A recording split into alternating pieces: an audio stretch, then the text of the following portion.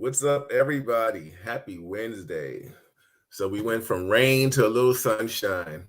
Uh, I guess whole April showers bring May flowers, right? That's what they say. Well, we'll see what happens. This is Real Talk Chronicles. I'm your host, Bill Forster, with my co-host Kevin Branzetti, and we're gonna sit here and try to chop it up with you about anything that's pertaining to you and which you want to think about. So, if there's anything that you want to discuss, we are here to talk about it. Hey, Stefania, I see you in the building. Shout out to everybody and happy Wednesday. Uh, Time is flying, as we can see. Uh, we're already May. Like next week, like will be mid-May. Happy pre-Mother's Day to all and things of that magnitude. Real Talk is sponsored by Soft Illusions Art Gallery. It's sponsored by the Daily Arts Magazine. We got some stuff we were working up. Uh, Number one magazine in on Amazon. We got some stuff that the Arts Magazine and we were discussing. It's sponsored also by Ingram Taxes. It is sponsored by Reggie Wells Quality Speakers. If you get the speakers from me, not from me per se, if you mention Real Talk Chronicles, you'll get them for a $10 discount, $75. And it's also sponsored by Melba Wilson. She was at the Rangers game last night. It was sponsored by Leon Ellis Chocolat and Harlem Underground. So, with that being said, I haven't seen Kevin. Kevin was hanging out a little bit last week with the family, which is definitely understandable. And Kev, how are you doing, man? Doing well. Good evening. Good evening, Bill. It's been a while. It's been 3 weeks. I took two off. One with the family and one for work. Yeah. So you was doing it. Stefani said, "Good evening, guys. Cop crew." Right. I can't believe it's May. Feels like it was January. Yeah. Oh yes. May the 4th be with you. Absolutely. So, Kev, man, is there anything besides what I definitely do want to talk about later? We were supposed to be having a guest tonight. I don't know where he is.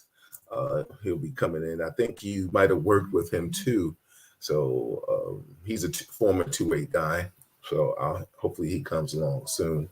So what's anything on your mind? I mean, crime is the stats, what are they saying? Still going up, right? Like I'm, as we talk, I put like, it was, you didn't, I don't know if you sent me any articles this last week. Sent me a bunch last week, and I'm looking like the New York Post.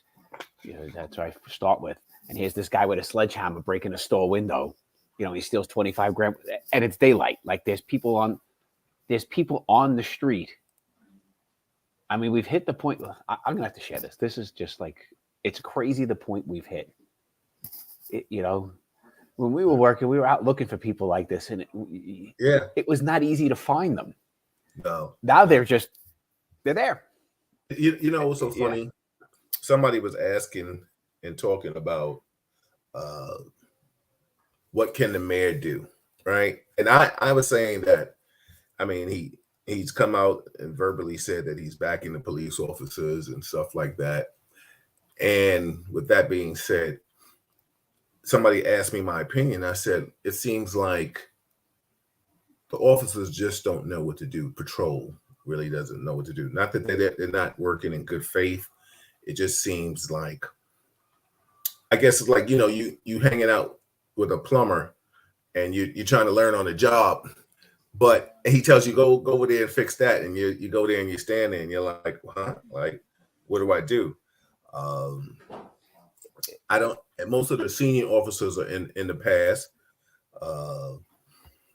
or not in the past, they're working inside doing detective stuff or other units. So it seems like patrol is really kind of dropping the ball. They're not like you and I, like you just stated. We back then were looking. We were trying to prevent. It seems like now there is no prevention out there, and then that entails is the problem. Shout out to Collins. Happy birthday. Happy belated birthday to Collins. And he says, welcome back, Stats. So everybody, you was missed. What you also have to understand with Adams, this is going to take time, right? Like when we started to have the turn in the 90s, it didn't happen in 6 weeks. It didn't happen in 6 months. It took us years. Yeah. It took years of a lot of work. And I don't think any place was ever seen the crime rate this go this fast so wrong. Right. Normally it creeps up or it creeps down. This was it just kept going up exponentially, and it hasn't stopped. Right. So I don't care if it's, the most experienced police commissioner in Bill Bratton or the one we have now or anybody else. Nobody's ever seen this. Right. And part of the public still doesn't want, part of prosecutors, they don't want to arrest people. They don't want to prosecute them. Part of the public still wants the cops to stand back. And then cops are in fear. Look at this. I'm like shocked at this video, right? Like, it's broad daylight. Let's play this video. Let's see. All right. Now that's pretty bright out. People on the street. Let's go. Here comes our boy with the sledgehammer.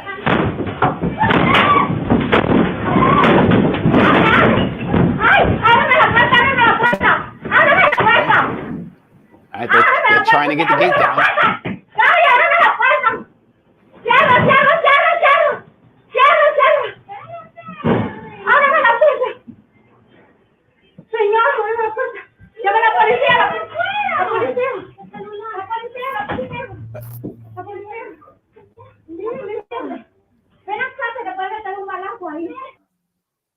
I mean, yo, that's crazy to me, yo.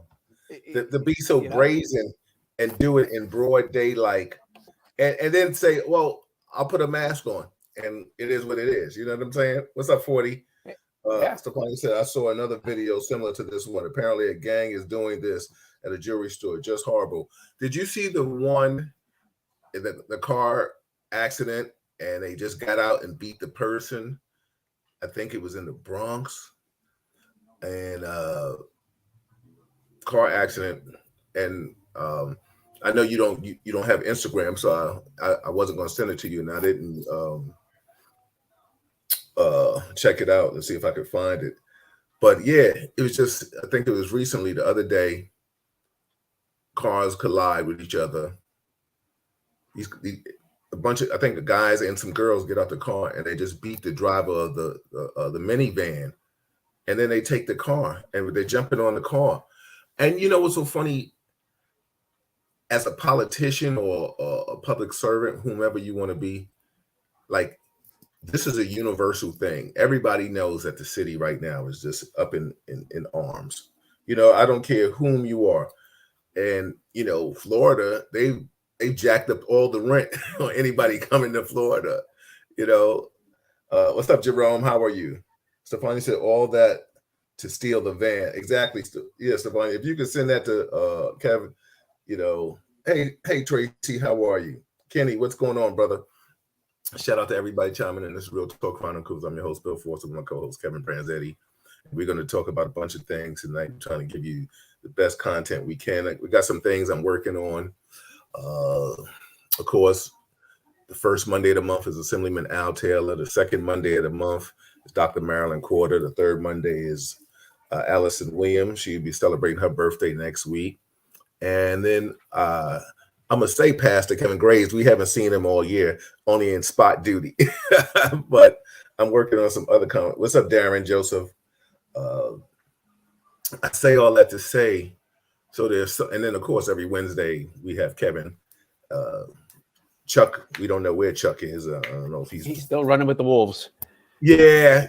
I don't know if he's grieving or he's partying for his birthday.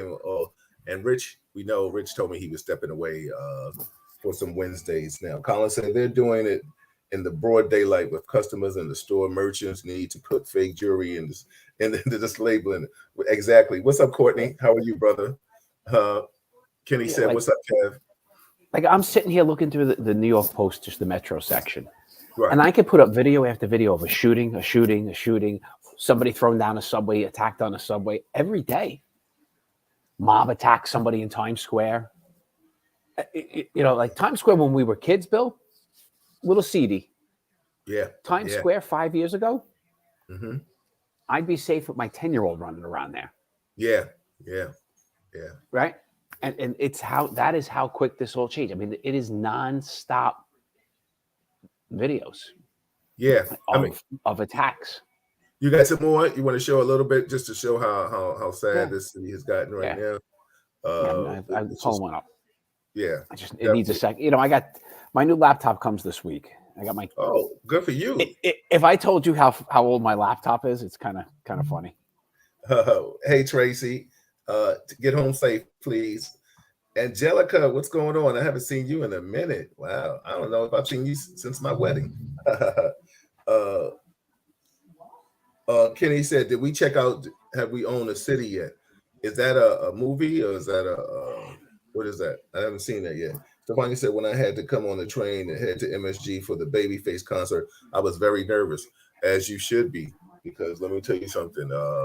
Right now, you don't know. I haven't been on a train in 100 years. I'll probably listen. My spidey senses would be working on overtime because everything is just happening on.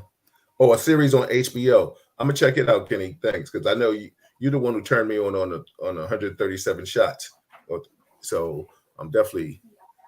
Let's see what Kevin has right now for us, everybody. And this we're seeing way too much, Bill. This is an elderly man just getting assaulted, right, for nothing, right? There's no. You can see the old man was kind of ready. You see, he had his cane upside down, like he was ready to. But like, how disgusting is this, bro?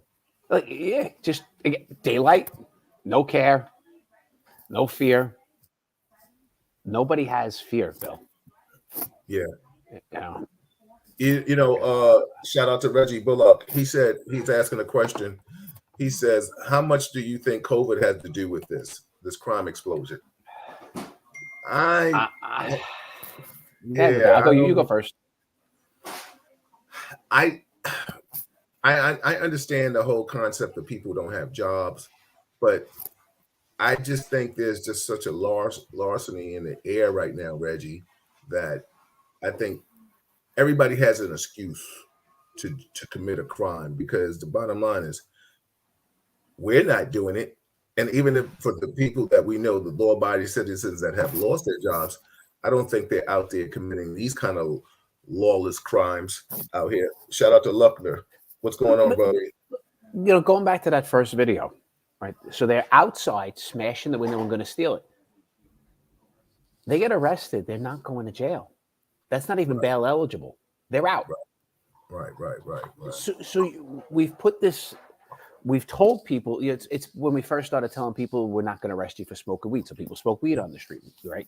We're not allowed to touch them, so they'll do it. People are going to do what you allow them. We tell people we're not arresting them for any petty larceny, right? So if you shoplift, you're not getting arrested. We're not prosecuting. Yeah. So what do? People shoplift the heck out of our stores, and you see, Dwayne Reed's, Walgreens, CVS is closing up throughout the city because they can't stock their shelves. That's crazy to me. We've made this that guy did. We've turned this. Most of our prosecutors' offices have said that's into what? I didn't hear the last. We're not. Most of our prosecutors' offices have downgraded that. Wow. That level, right? Because look at that, right? They're not going in. They didn't enter. So do you actually have a burglary? Yeah, I mean you do, because you're breaking it and taking it, but there's no threat to the person.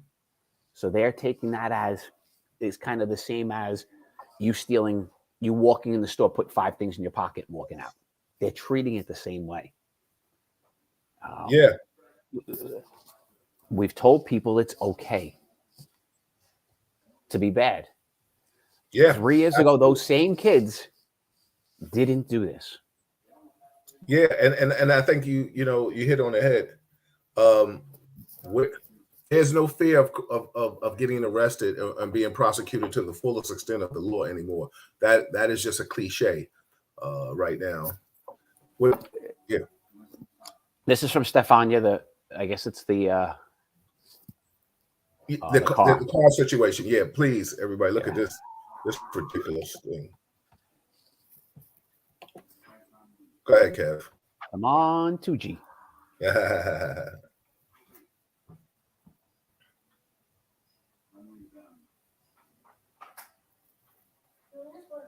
Now the poor citizen gets out the car.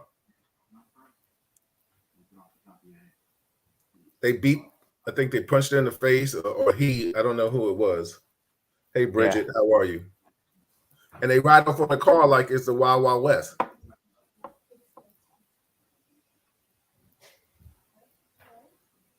Yeah.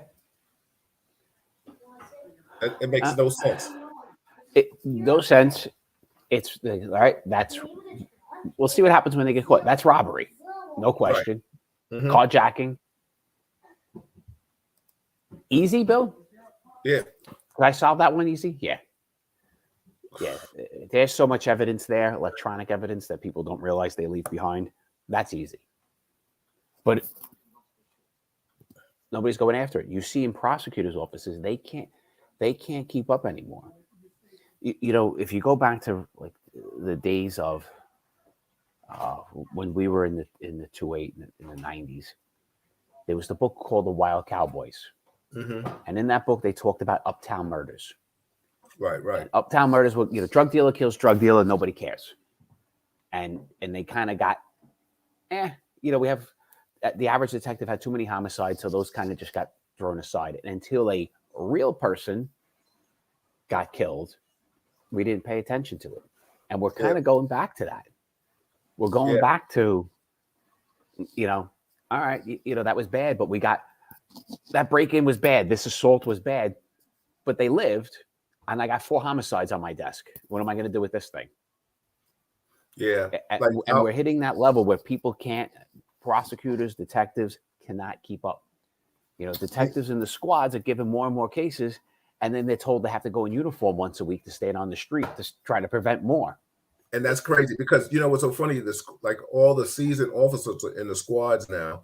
And I guess like unheard of, like when you and I were on patrol, somebody riding in the car with 2 years, it seems like rookies are in the car at a year and a half.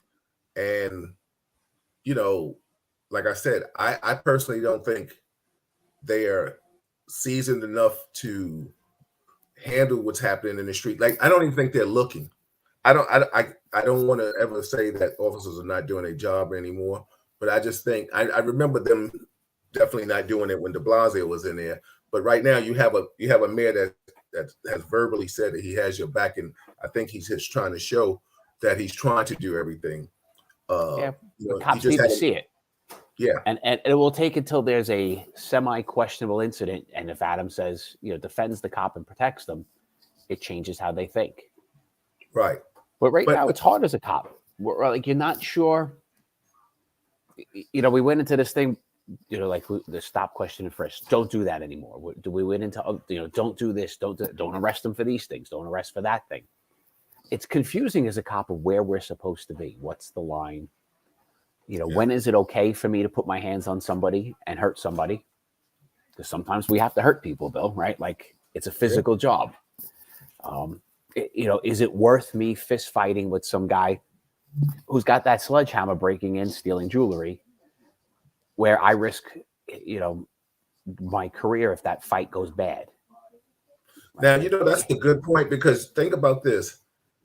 We're driving now. I can't make you and I, because I think we would have known what was happening if you and I was working. But the thing is that the average officer today, I don't even think he wants to get involved in that. You know what I'm saying? Like you and I remember it was you and Leahy at one point, or it was you and Eddie C. Y'all guys, y'all just found gun collars every time I turned around. You know what I'm saying? And honestly, it just driving down the street, like we went down the bad streets looking for the bad things. You know what I'm saying? Yeah. We didn't like it. Like the best arrests were we had to chase somebody. The more fences we had to climb, cut through more that was fun. Yeah. And having a little wrestling match at the end. That was all fun. And when we got into the cell, like we were friends with the guy. We didn't care. We bought him lunch. Yeah, absolutely. That was personal. Yeah, like Alvin said, common criminals have no fear of getting locked up anymore, and that's the honest truth, and that is the sad thing about right now that's happening in the world today, and it's happening all over the state. You got a man on the plane. They had to duct tape him because he didn't know how to act. Hey, Paula, I see you coming in. You got people now jumping on the stage trying to fight Dave Chappelle. He got his ass handed to him. Listen. Yeah. Now, but I will say this, right? Like they gave him a beat down.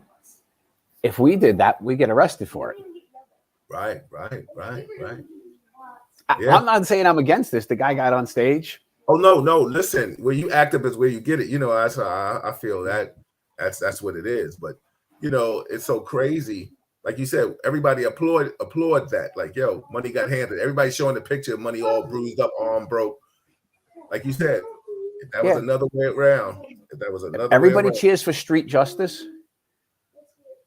But you know, if a cop throws an extra punch, you know, there's going to be cries for his head on a platter. It's kind of a. Listen, you know they've been showing on TV. You know they've been showing on TV, and Malika and I was talking last night. Matter of fact, we were watching The Purge, and hey Princetta,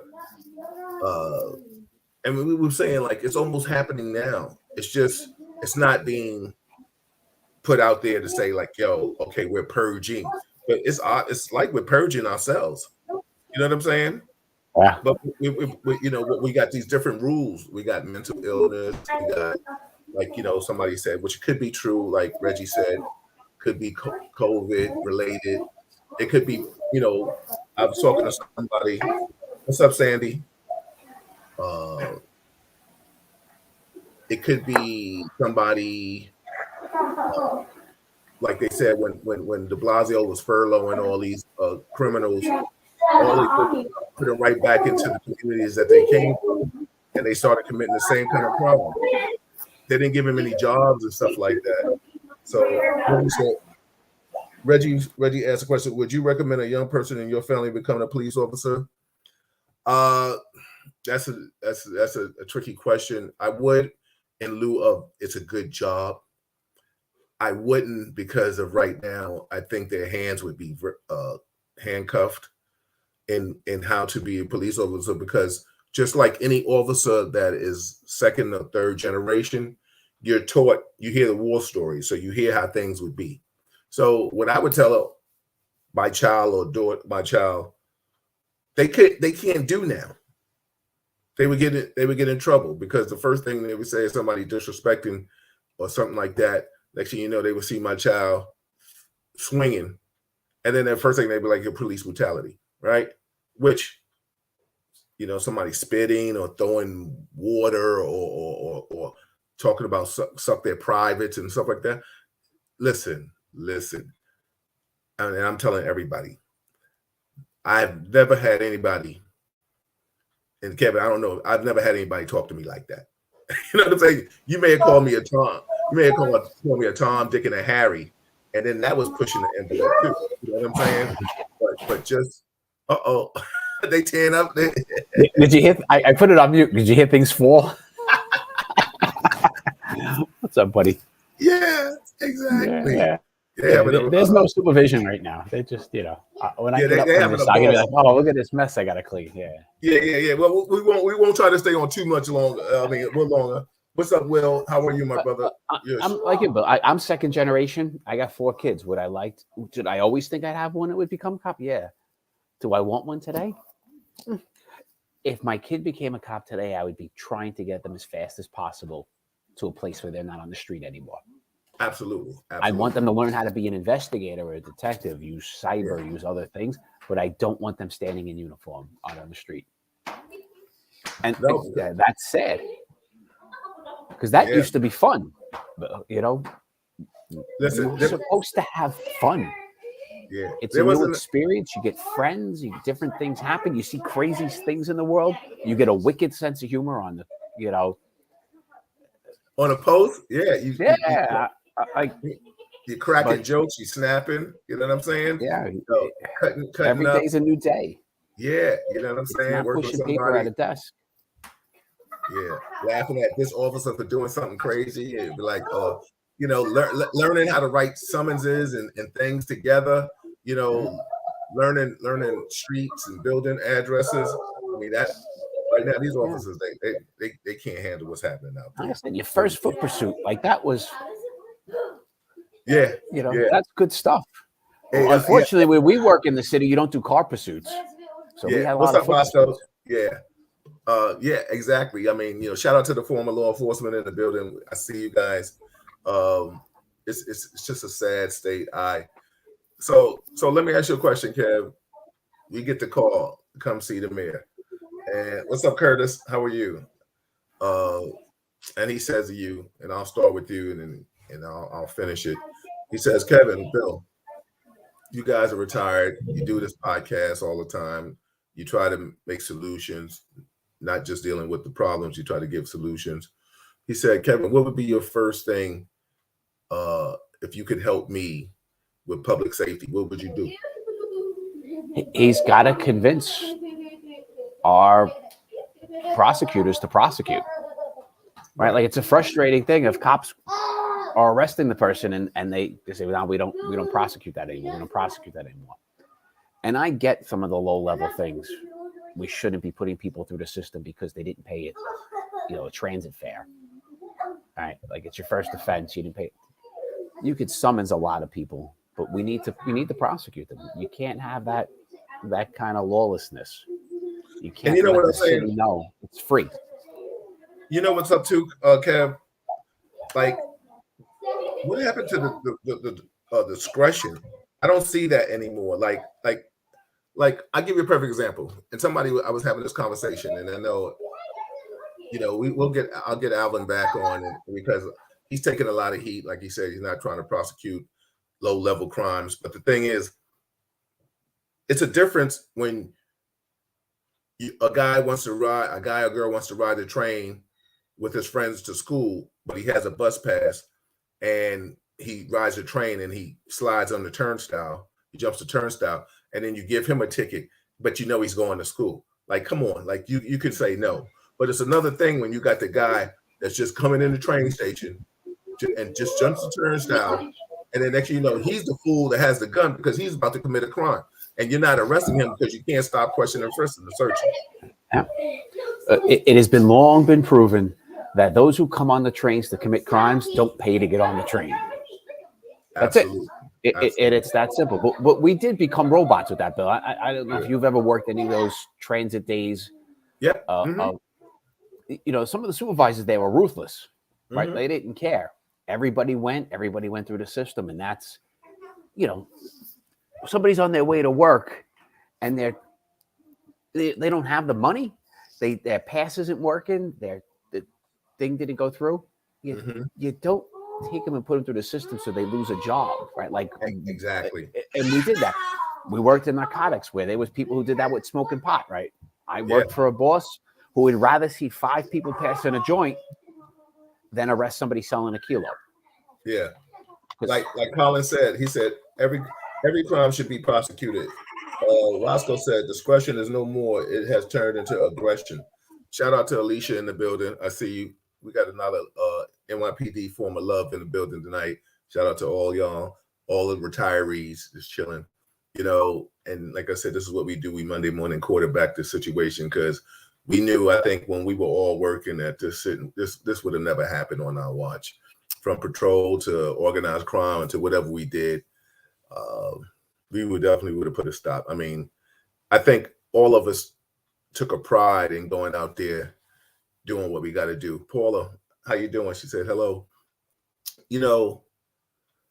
And I think the people out there now have pride too, and they're frustrated. The cops I talk to are just frustrated. You're told not to. You're told don't do this, and that's a tough way to be. Right? Like, if your union, between your union, your senior guys, the supervisors, the commanding officers, all saying, you're better off not. Because if to do work could get you into trouble, right? It's the old saying, small case, small problems, large case, large problems, no case, no problems. Yeah. And that mentality gets you nowhere. So he's got to, I say, convince prosecutors to prosecute. Mm-hmm. And then we got to go back out on the street. The kids, we can't allow lawlessness. No. Right? Our cops going to, but in that, our cops going to make bad stops? Yes. And it can't be if the first bad stop I make, the first, decent, hardworking citizen I stop, and I'm not talking if I'm like rude. If I'm an ass, I got no issue with punishing any cop who's an ass. You should never be disrespectful. We should always watch what we say, how we talk to people. Firm but fair, right? It's a very simple policy. But if I stop somebody and he turns out to be has a connection to city council or somebody, and then they make a call, and now I'm on the news and I'm in trouble because I stopped them. It's a tough way to be. Yeah, I can't be right 100% of the time. If you're asking cops to go out there and find guns and find things, they're gonna stop the wrong people once in a while. It's just the nature of the beast. And let me just say this: Roscoe made a great point. He said violence was my main thing: shootings, robs, assault ones, etc. Not the small stuff. And I'll say this to all the active cops I know, white, black, Spanish, whomever. They didn't want to deal with the little petty stuff. Like we want the felonies. Like that was our whole thing. We wanted our activity report to read a bunch of felonies. We didn't want no little misdemeanor. Like I'm not. You might, Yep. I don't care about Sergeant. When we were in SNU, I myself did a fair amount of warrants when we were there, and I had a good source who had some marijuana spots that he was giving up, and I just kept going, no. And then Spot was like, F that, you're doing it. Yeah. And it turns out they were all good because we get the marijuana spot, we get 10 pounds and a gun. Every marijuana spot had a gun because you had to have a gun to protect your spot. Yeah. But I wanted no part of that. No cop you don't become a cop to lock up people for committing violations, for grabbing somebody for drinking a beer, for selling loose cigarettes. For jumping the turnstile. Like none of us became cops to do that. We were forced to. Yeah. Somebody said this is it. You guys, you're in the conditions team. Here's what your job is. You're on this team. Yeah. You're doing 4 to 12s. We now expect 4 to 12s, cops on patrol to do more of these. Yeah. And you had to do them. Yeah, absolutely. I'm gonna shift everybody. This is Real Talk Chronicles. I'm your host, Bill Force, with my co-host Kevin Branzetti. And the show is sponsored by Ingram Taxes, sponsored by Reggie Wells, Melba Wilson. She was at the Rangers game last night. For everybody that's like me, who's a New York fan, Kevin did not. He was glad that the Rangers lost last night. Just FYI, I'm putting it out there in the universe. Angel Ray, what's going on, sis? I'm glad I have the game tomorrow. I have more fun watching them lose than watching the team I like win. I can't take it, everybody. Listen. It's a God's honest truth. What I'm going to tell you. I sat up last night watching in my bed, cheering, screaming at the TV. I want to shift the topic. Our guest said he'd give him 15 minutes. I don't know what he's doing. I don't know how long he think we're going to be here, but he better come on. Anyway, I want to talk about Roe versus Wade. It's been in the news a little. Yeah, it's been in the news a little. Which now you have daughters.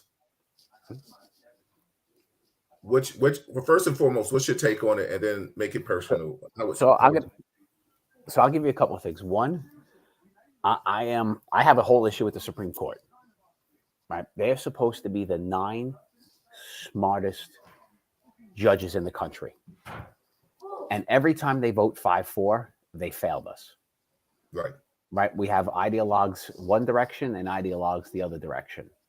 If they can't figure out how something should be done, 9-0, how do they expect us? Right? If we have the 9 supposed to be the greatest minds, judicial minds in the country, sit down together, review every piece of thing. They have a ton of people, teams and things, and a lot of times they come back 5-4. And the 5-4 is based on there's 5 Republicans on there and 4 Democrats, and they vote that way. Yeah, it should never be that. Right? So I have an issue with the whole court to begin with, and I feel as a country they fail us. I respect that. I respect that wholeheartedly. Right. And I think the way to change that is, in order to get somebody in, you should need 75% of the Senate to sign off on it, to vote yes. So to get 75% is very, very difficult. It's a very high number. So you get more people in the middle. The court should be with people in the middle. We shouldn't have a left-leaning or right-leaning. It should be people in the middle who are just trying to figure out the law. But so let me ask you a question now. I mean, I agree, because it seems I agree with everything you just said, but it seems like just like the judge that just got sworn in, you had Republicans saying, "Yo, she's an excellent judge," but then they's like, "I can't vote for you though." Like that didn't make that, but that just showed like when did we both stop? Sides do it. Every time a judge comes up, Supreme Court, both sides talk out of both sides of their mouth. I'm not disputing that. I'm not disputing that at all. Because I mean, Kavanaugh, you know, the Dems was on him, and you know, all back to Thomas and everybody like that. I'm just saying that when does that stop? How do we get that to stop? Because the bottom line is good and bad is bad right now. You know what I'm trying to say? And I'm agreeing with what you were saying, but how do we get it stopped? I mean, because it seems like no one is going to say, okay, well, you stop first. No, you stop first. Because the bottom line is, like, it was crazy for, like I said, I just felt it was just so disrespectful. Like, nobody was saying Kavanaugh was a good judge. You know what I'm saying? They was just like, yo, whatever, we're not going to vote for you. With her, they were like, yo, you're a good judge, but I'm just not going to give you my vote. And so how blatant is that? You know what I'm saying? And you can call it black. You can call, some people can play the race card. Some people going to play the Democrat, Republican card, whichever one you want to call. It was just crazy to me. You know what I'm saying? Yeah. So I agree with you. But they've done it every single time. Because you also have to understand, most of them to get to that spot, they were in the court below it, which has to get confirmed by the Senate. So I can be confirmed at this level, this level, this level. Then when we're at the top, now I'm not good. Well, if I wasn't good, I shouldn't have been good here. If I stunk, you know, if I'm good as a sergeant, lieutenant, captain, chief of department, then I'm qualified to be the police commissioner. Right. You can't tell me I'm okay for chief of department, but I'm not good for the police commissioner. But now let's hold that thought though.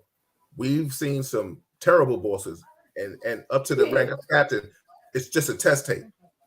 100%. That's why I threw in the other ranks too. Okay, yes, yeah, because the bottom line is we've seen some people and we'd be like, oh my God, because after the rank of captain, for those that don't know, it's appointment only. You know, you get appointed. Let me just read some comments real quick. And I love the comments because y'all just gonna make me put my glasses on. I'm gonna go grab my cup of tea. I'll be right back. Go ahead. Alvin said they are being swayed by the people who appoint them. Absolutely, brother. Stefania said, I agree with that thought. Coming to the middle. Roscoe said, how do old wrinkly men with the exactly tell and control women with exactly what to do with their bodies? They are no different than ISIS or the Taliban. That's all. Let that sink in. Absolutely. Stefania said the real reason why this topic is coming back up and is being pushed too heavily is because the birth numbers are rapidly declining. I'm definitely going to read that when Kevin comes back. And she also says that they are literally trying to survive at this point. However, this isn't the way to go about it. Stefania also says, because one thing for certain, two things for sure. Go on, girl. Ow. Jump back, kiss yourself on that one. She says, any woman that doesn't want to be pregnant will find a way to avoid the pregnancy. Yeah. And now we ain't going back to those midwives and stuff like that. Stefania says they will only make it harder for women to get a safe abortion, but abortion will still happen. What's up, Viv? How are you? She says some people are just great text takers. However, when it comes down to doing the job and common sense, that's another story. Absolutely. Reggie said, do you think that they should be limited on how long someone should serve in the Supreme Court? Maybe so. Absolutely. And without further ado, I got my man coming in. Kevin, I don't know if you know this young man. My man, Mustafa, former law enforcement brother. What's up, Mustafa? How are you, man? Bill, how's everything? What's up, Mustafa? Do you know Kevin? No, he looks familiar. Well, but, he's a former 2A guy too. So everybody, this is 2A strong right here, right now tonight. Shout out to all the law enforcement people in the building. I know, Mustafa, you were on child watch tonight. You had the kids with you tonight. You had to jump in. Yeah, man, it's a whole new job. Yeah, exactly. So, Mustafa, right now we're going to go back to some law enforcement issues to let you chime in. But right now we're talking about Roe versus Wade, and Of course. I'm just going to read some comments real quick, and I'll let Kevin chime in, and then I'll let you get your feet wet, because with Real Talk Chronicles we jump right into it, brother. So, Kevin. People had said before you left, Alvin said first he said they are being swayed by the people who will appoint them. Absolutely. Stefania also said, she said, I agree with that thought about coming in the middle. Then Roscoe said, how do old wrinkly men, with their little wrinkly things, tell and control women with what to do with their bodies? They are no different than ISIS and Taliban. They all let that sink in. I'll let that all sink in for you. That's a little harsh, but I won't go that hard. I mean, listen, we a lot of people got feelings. Now, this is the one that Stefania, I think, wanted you guys to hear. She said the real reason why this topic is coming back up and is being pushed so heavily is because the birth numbers are rapidly declining. She also says that they are literally trying to survive at this point. However, this isn't the way to go about it. She also states, because of one thing for certain, two things for sure. Ow! Jump back, kiss yourself again, Stefania. Any woman that doesn't want to be pregnant will find a way to avoid the pregnancy. She also continues, she says they will only make it harder for women to get a safe abortion, but abortion will still happen. Aviv says, some people are just great test takers. And I think that's what you meant to say. However, when it comes down to doing the job in common sense, that's always another story. Reggie says, do you think there should be limits on how long someone should serve in the Supreme Court? Alvin said that's a good idea. Roscoe says term limits are necessary, especially for the branch that doesn't have a check on them like the Supreme Court. Definitely should be term limits. So let's talk about which one would you want to tackle first? You want to talk about the term limits in the Supreme Court, or you want to go to Roe versus Wade and what Stefania said? Because that's a good point about losing the popularity vote, and she's talking about the white race. Which one do you want to? Well, the one on changing the numbers of people, I just don't go buy into that at all. This conversation's been around forever. The religious people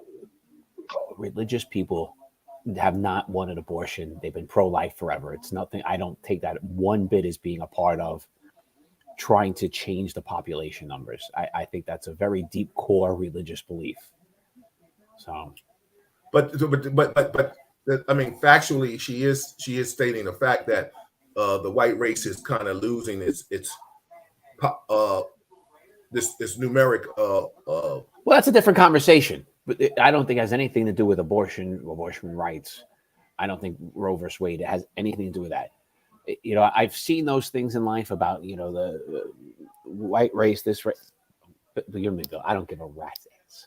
No, I get it. You know what I'm saying? Like that. And I don't think the Roe versus Wade has anything to do with that. Are there people out there who are concerned about that? 100% there are. There are people who are, I've seen the videos from years ago that, it was like probably came out 20 years ago that, in 50 years, 2/3 of this country will be Hispanic because of the way the numbers are going. And then I saw 10 years ago, somebody make it about this country will be Muslim in 20 years because of the way the Muslim numbers are going with birth rates. It's all crap. You know what happens? When immigrants come to this country, they have lots of effing kids. That's just it. It's just the natural core things. My mother's, one of six, right? That's normal. She's one of seven, right? Like, my parents are first generation. They come from families that were large. Their friends' families were large. Italian family, Irish families are known to be, monsters. It's just new immigrant families. They're large, and then we get real jobs. We work. We have less kids. We realize trying to have 7 kids is mayhem. I'm a little nuts doing 4 myself. But I don't put anything towards the race numbers into this Roe v. Wade conversation, though. What do you think, Mustafa? Well, let me just for disclaimer, I'm a Muslim, and I believe in the core values of what the Quran teaches. And 100% I am against abortions as a form of birth control. I support a woman's right to choose, but I also my wife is pregnant, so we're on our fourth kid with 6 pregnancies. Okay, Mhm. so my wife has not intentionally, but has had miscarriages, 2 miscarriages, and this is the fourth baby. So, and I've Yes. been inside in the room when these kids have been born. One C-section, two natural. Yes. I've been through sonograms, and these babies, they're human beings, right? 100%. They have they can feel when the mother is stressed. They have all the feelings that as though they were out of the mother's stomach. So the idea that if somebody's pro-choice, it makes them a bad person. I think that's the negative direction. As far as Roe versus Wade, I believe we need to look at that, because just let's look at the birth rates, okay? Because we're talking about the European Americans declining. You know why the birth rates amongst the European Americans, the white Americans, is because they have less children. Kevin, you have 4 kids. That's a lot in comparison to a lot of white America. White America, they usually have 1 or 2 kids, and they have a dog, maybe. That's tradition now, right? No, no, I'm not trying to judge. This is what I No, see. no, this is what, hey, As far Mustafa, one as thing about Real Talk African Chronicles, American, we just keep it real. Yeah. Yeah. okay, Hold on. the as far as African Americans, there's 3 things that are killing off African Americans. Okay, and this was designed. It's excuse me. It's uh, young black children killing one another. All right, and it's abortions. The fastest aborting people are young black women getting abortions. They're killing their selves before you even giving the kids a chance. And as far as being if I was African American, I would be all for getting rid of Roe versus Wade, and that taking that movement, right, and pushing family structure, family values. That's the only way to sustain a community. The idea that because you support a marriage between a man and a woman, that's the only way to produce children. The only way. You can't produce children any other way. And and if you are, that means you're using a man's sperm to do it. You understand? So Roe versus Wade, I'm 100% for looking at it and reversing the decision, right? And applying it only when a woman's health is being compromised, or her safety, her life is in compromise. The idea that people are running around here having sex with anybody they want, especially unprotected sex, and getting pregnant and thinking that they just can go to the nearest abortion clinic and just killing that baby off. It's, to me, it's murder. It's not, you're not being charged with murder because society has deemed it acceptable. But I know that this baby is alive, has a heartbeat, and it's excuse me, and it feels everything. Have you ever looked at some of those doctors that, I think one doctor testified in front of the Supreme Court, or in front of, excuse me, Congress, and testified. He was a doctor that did abortions, and he explained how the abortion process works. They stick a scalpel inside the woman's vagina, and they pop the head of the baby and break the baby in pieces. That's what an abortion is like. And to me, that's gruesome. That's talk about ISIS. Come on, you're killing that. You just killed that baby, and he did thousands of them, thousands. Hmm.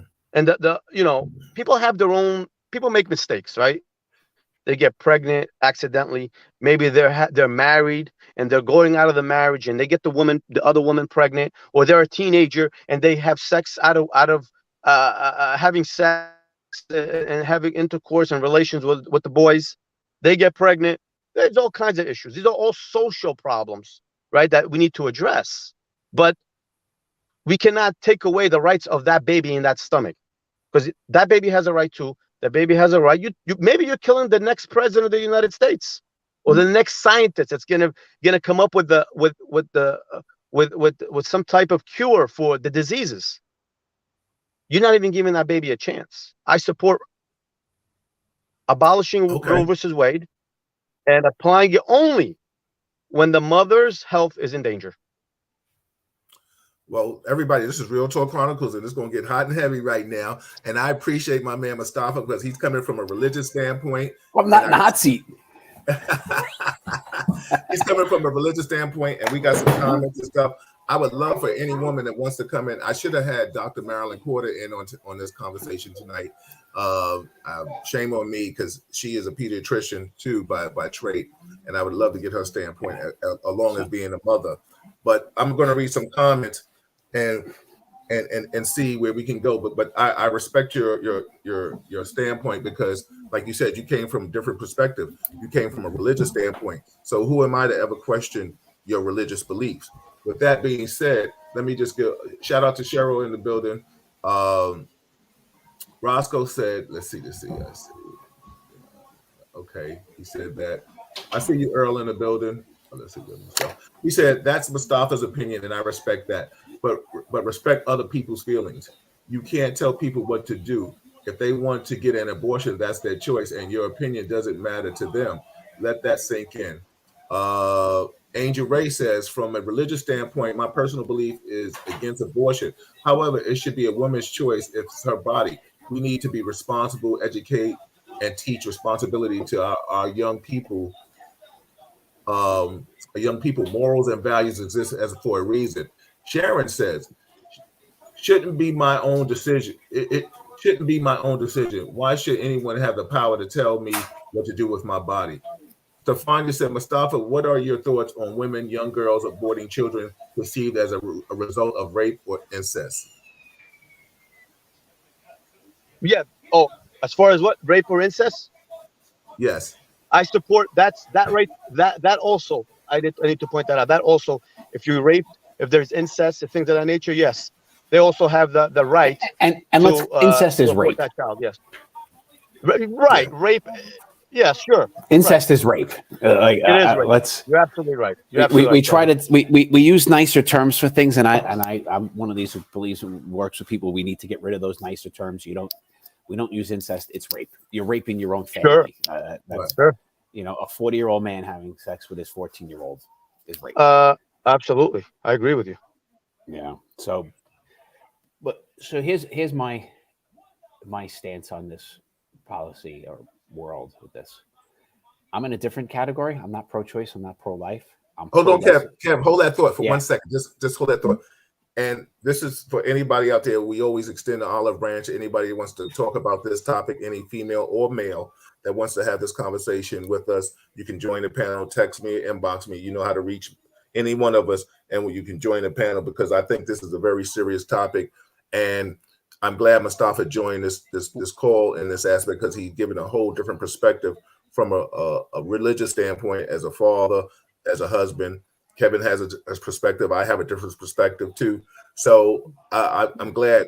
But the one thing that we can't talk for is a woman. And, the problem is right now we may have a lot of men out here making these decisions for women that they shouldn't be. So I appreciate. I know, ladies, if you can't join in, I understand. It's Malika. Matter of fact, I'll bring her up and ask her. You're right. That's a good point too. Go ahead. So go ahead, Kevin. Bring your point in. My thing is, I think we should, as a society, fight for less abortions. You can't make them illegal. You can't. Women are going to do them one way or the other, but we should, as a society, and part of that's what Mustafa is saying in there, is educating our younger kids, teaching them better, teaching them family values, teaching them, like the Catholic Church teaches abstinence, which is fine. You can teach that, but you really got to teach protection and other things, and you gotta educate them young. I want to see less abortions. I want to see people who are pro-life put their money where their mouth is.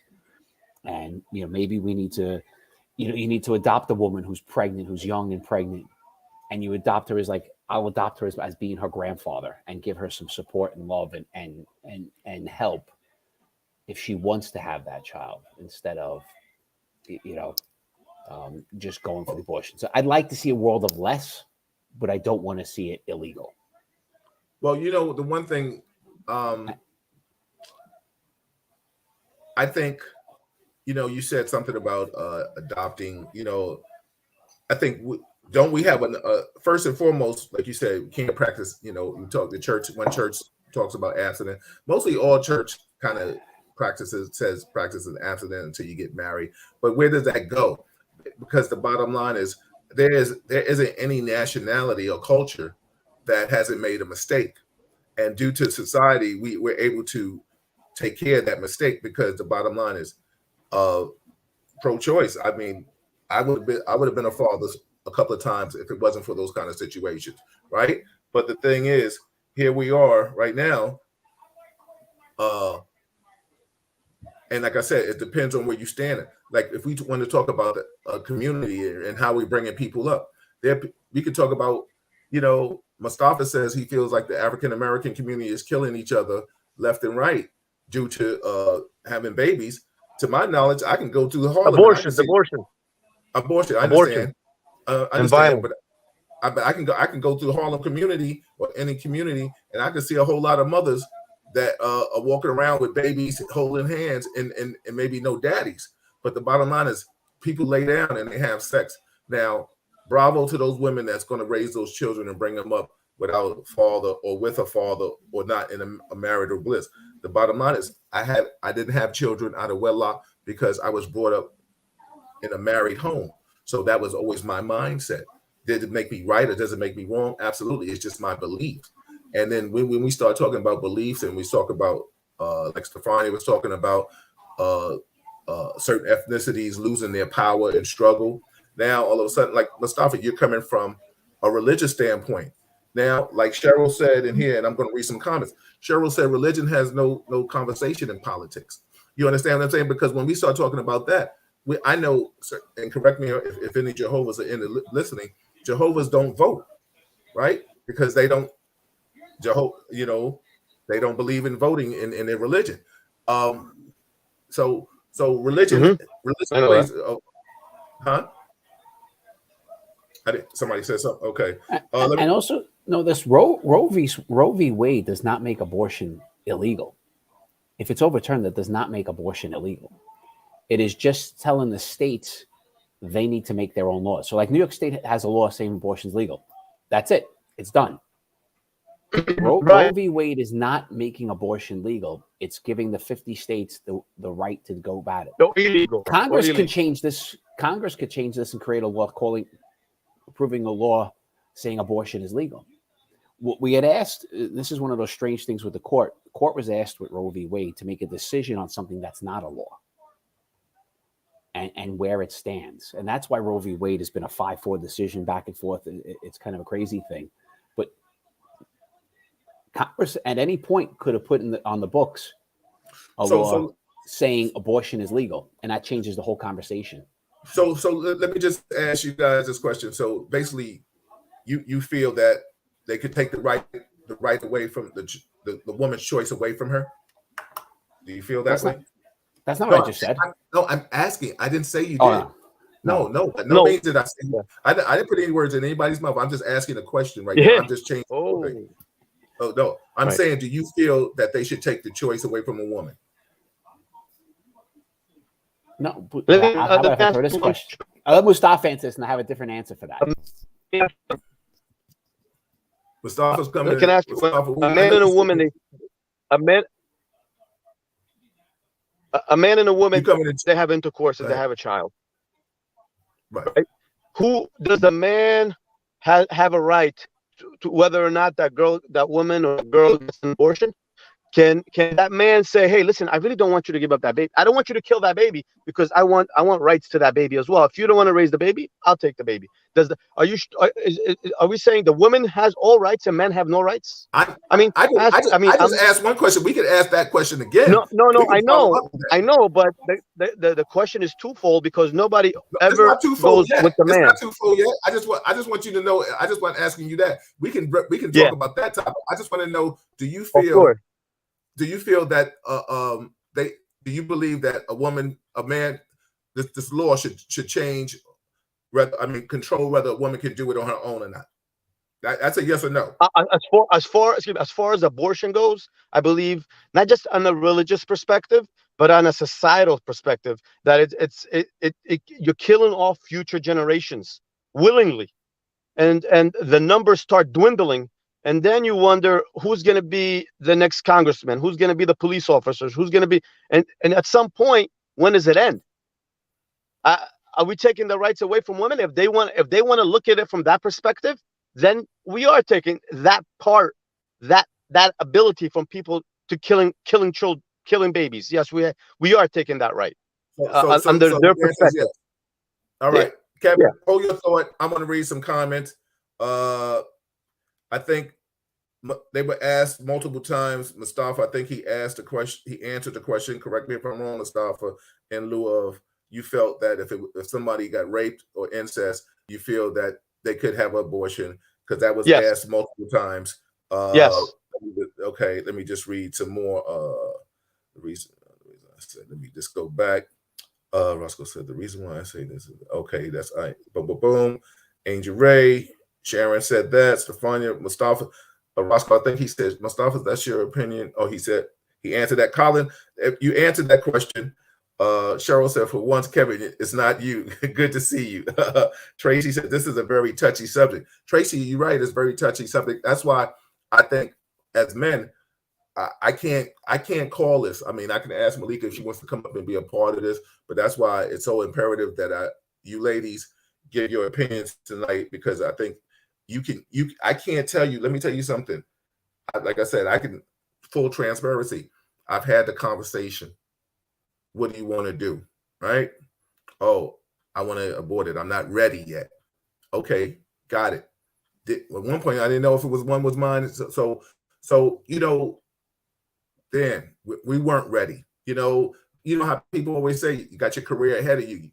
This is going to change a lot of things. We've seen this story. Yeah. Okay. The responsibility. Everybody can lay down. You lay down as adults, then there be the responsibility as an adult. But I don't have the right. I personally, and this is my personal feeling, I do not have the right to tell a woman what to do with her body. Now, yeah, hindsight is 2020. Could I had some little Billies or some little whatever their names might have been, the females?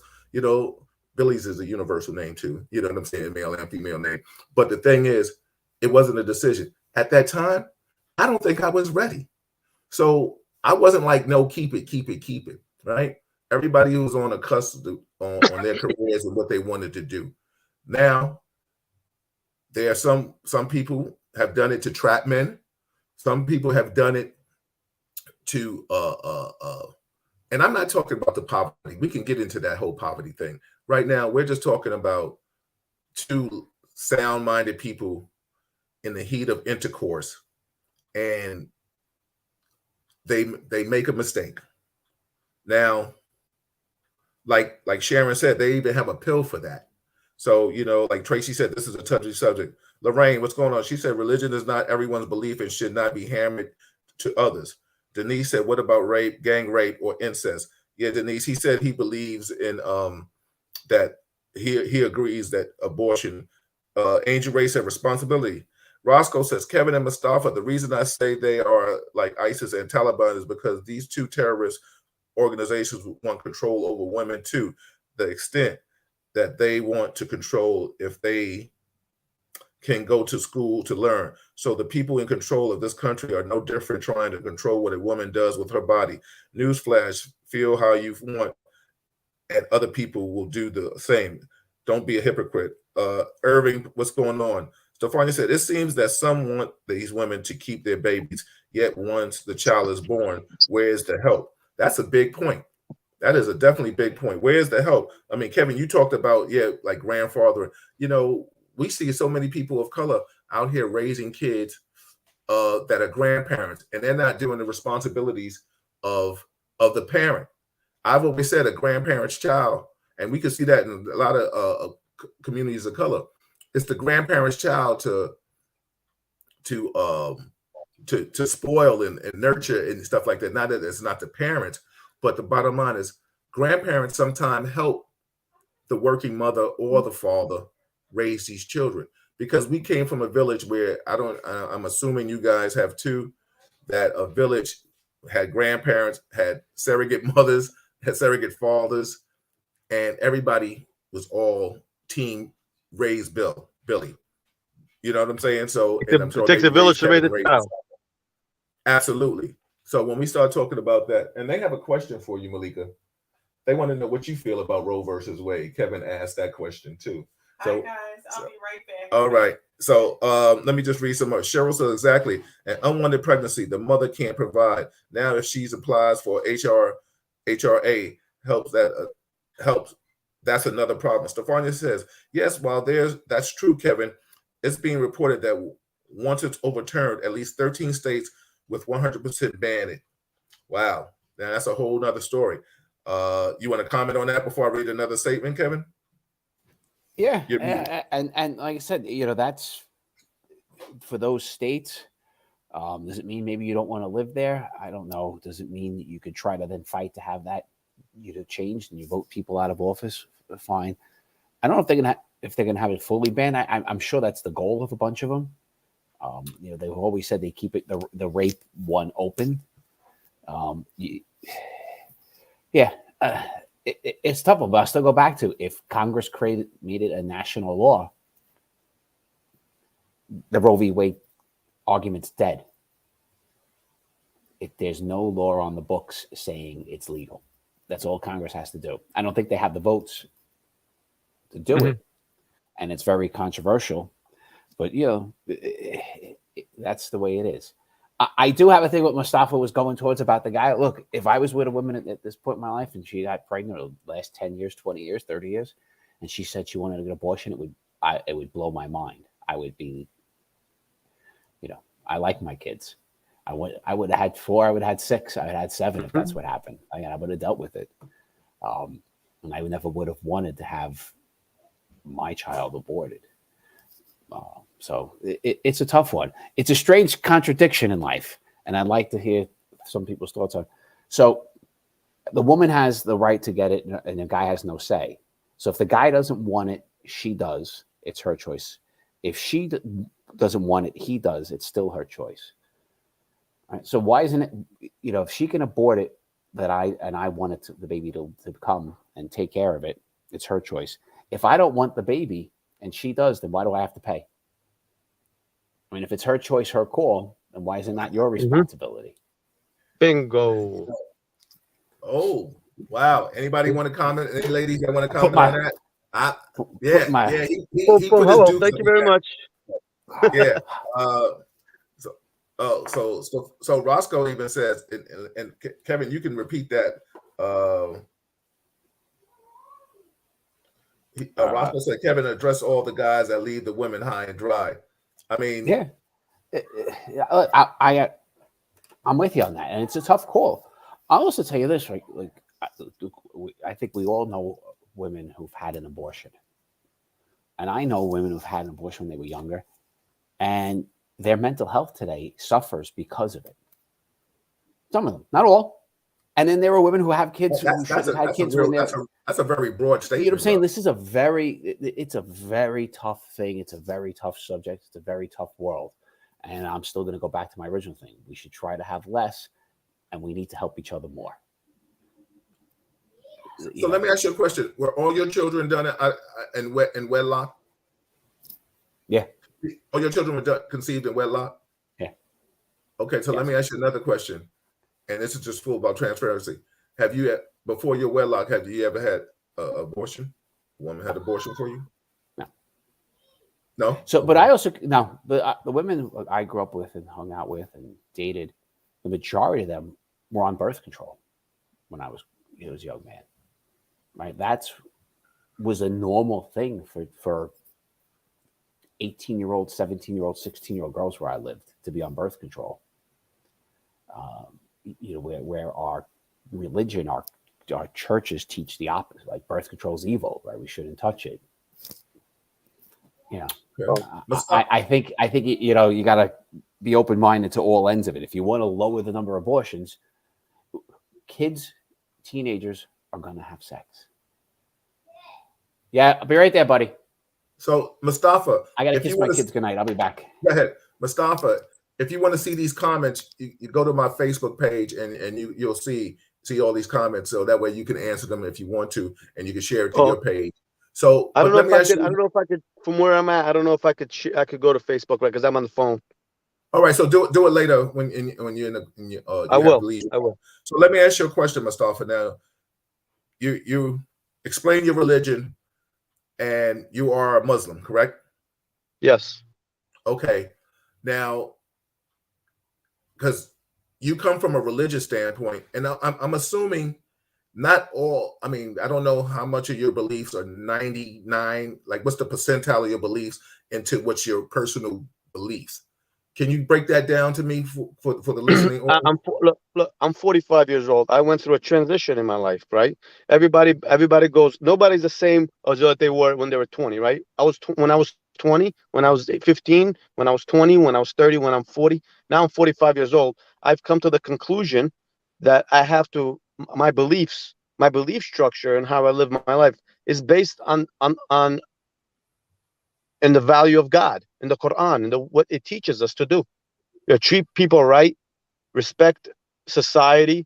Don't go around killing people, and have a high standard for yourself. Doesn't mean because I'm talking this way that I'm a perfect man. I'm far from perfect. Just for the record, like I sin every day.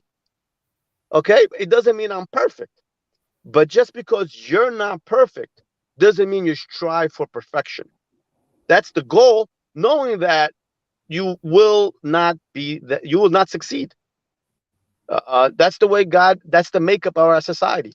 That's the way we were brought up. That's the way God made us. Bill, you made mistakes. I made mistakes. I'm not trying to preach to people to become Muslims or believe in God. I don't do that. I don't do that. I would like the whole world to become Muslim, by the way. But that's just not I respect people. I've done interfaith trips with the Jewish and the Catholic faith, and when we went to Palestine, I've done food pantries with Jewish people and Christians. None of this has to do with me imposing my views, but at the end of the day, this baby, right? These babies that are being murdered. Because I'm telling you from my perspective, I don't need a book. I don't need the imam, the church, nobody to tell me, even if I didn't believe in God. Okay. And there's plenty of atheists in this society that are opposed to abortions. All right. And they don't believe in God. So what are we going to say to them? They're atheists. They don't believe in God, but they're against abortions. What do you tell them? You're imposing your atheism against them? Then what do we do then? When do we stop? When do we end this madness, right? Where it's okay, right? And I know it, Bill, you already know I'm gonna say things that are gonna piss people off, which is great. I love it. Mustafa, let me interject for a second right here. This is what Real Talk Chronicles is about. This is about your opinion. So bottom line is, if people hate you, they like you, they love you, it is what it is. Long as you can articulate how you feel, it does make a difference, because this is Real Talk. So that we are exactly what the name of this show is. Go ahead, brother. All right, I'm going to tell you right now. In this society, we're okay with killing off babies and not giving them a chance to enter this world, but we're okay, right? We're okay with having a 5-year-old boy who says he's a girl, right, and giving them pills, right, to transition them into a female. We're okay with telling two men, right, that they can marry one another, right, and then it's okay. We can say two women. We live in a society where two women can get married, right, and it's okay. Netflix right now, I just canceled my Netflix account. I'm not dealing with this crap anymore, right? I'm just doing what I have to do.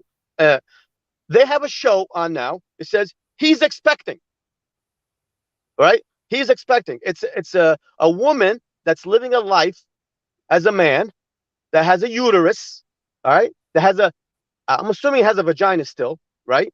And gets pregnant. And this woman is living as a man, and now he's expecting. No, he's not expecting anything. It's a female. You understand? And we're trying to, and we have made this okay. We've made this okay. That's another thing that's killing off the African American population: homosexuality. Where two men, where they're pushing homosexuality in the male population, in the African American population. I worked the gay pride parade, right? And the funny thing is, I look at these posters, and a lot of these posters that they were having hanging out, there were black men and black women.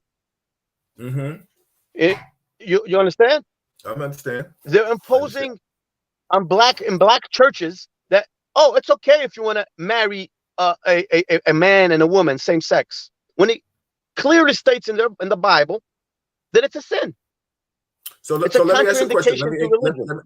Let me interject, because you're going down a rabbit hole, and I love it, because I want people to chime in and say what they want to say, because this is Real Talk Chronicles, everybody, and this is what it's all about, having this conversation. So are you talking about your personal preference, or is it fair to say, let me ask you these questions. So you don't agree with, you don't believe in gay relationships. Nope. I'm with you on, okay, is that from your personal or your religious beliefs? Both. Okay, fine. Because I'm with you on certain things. And Kevin, you may want to chime in on this conversation too.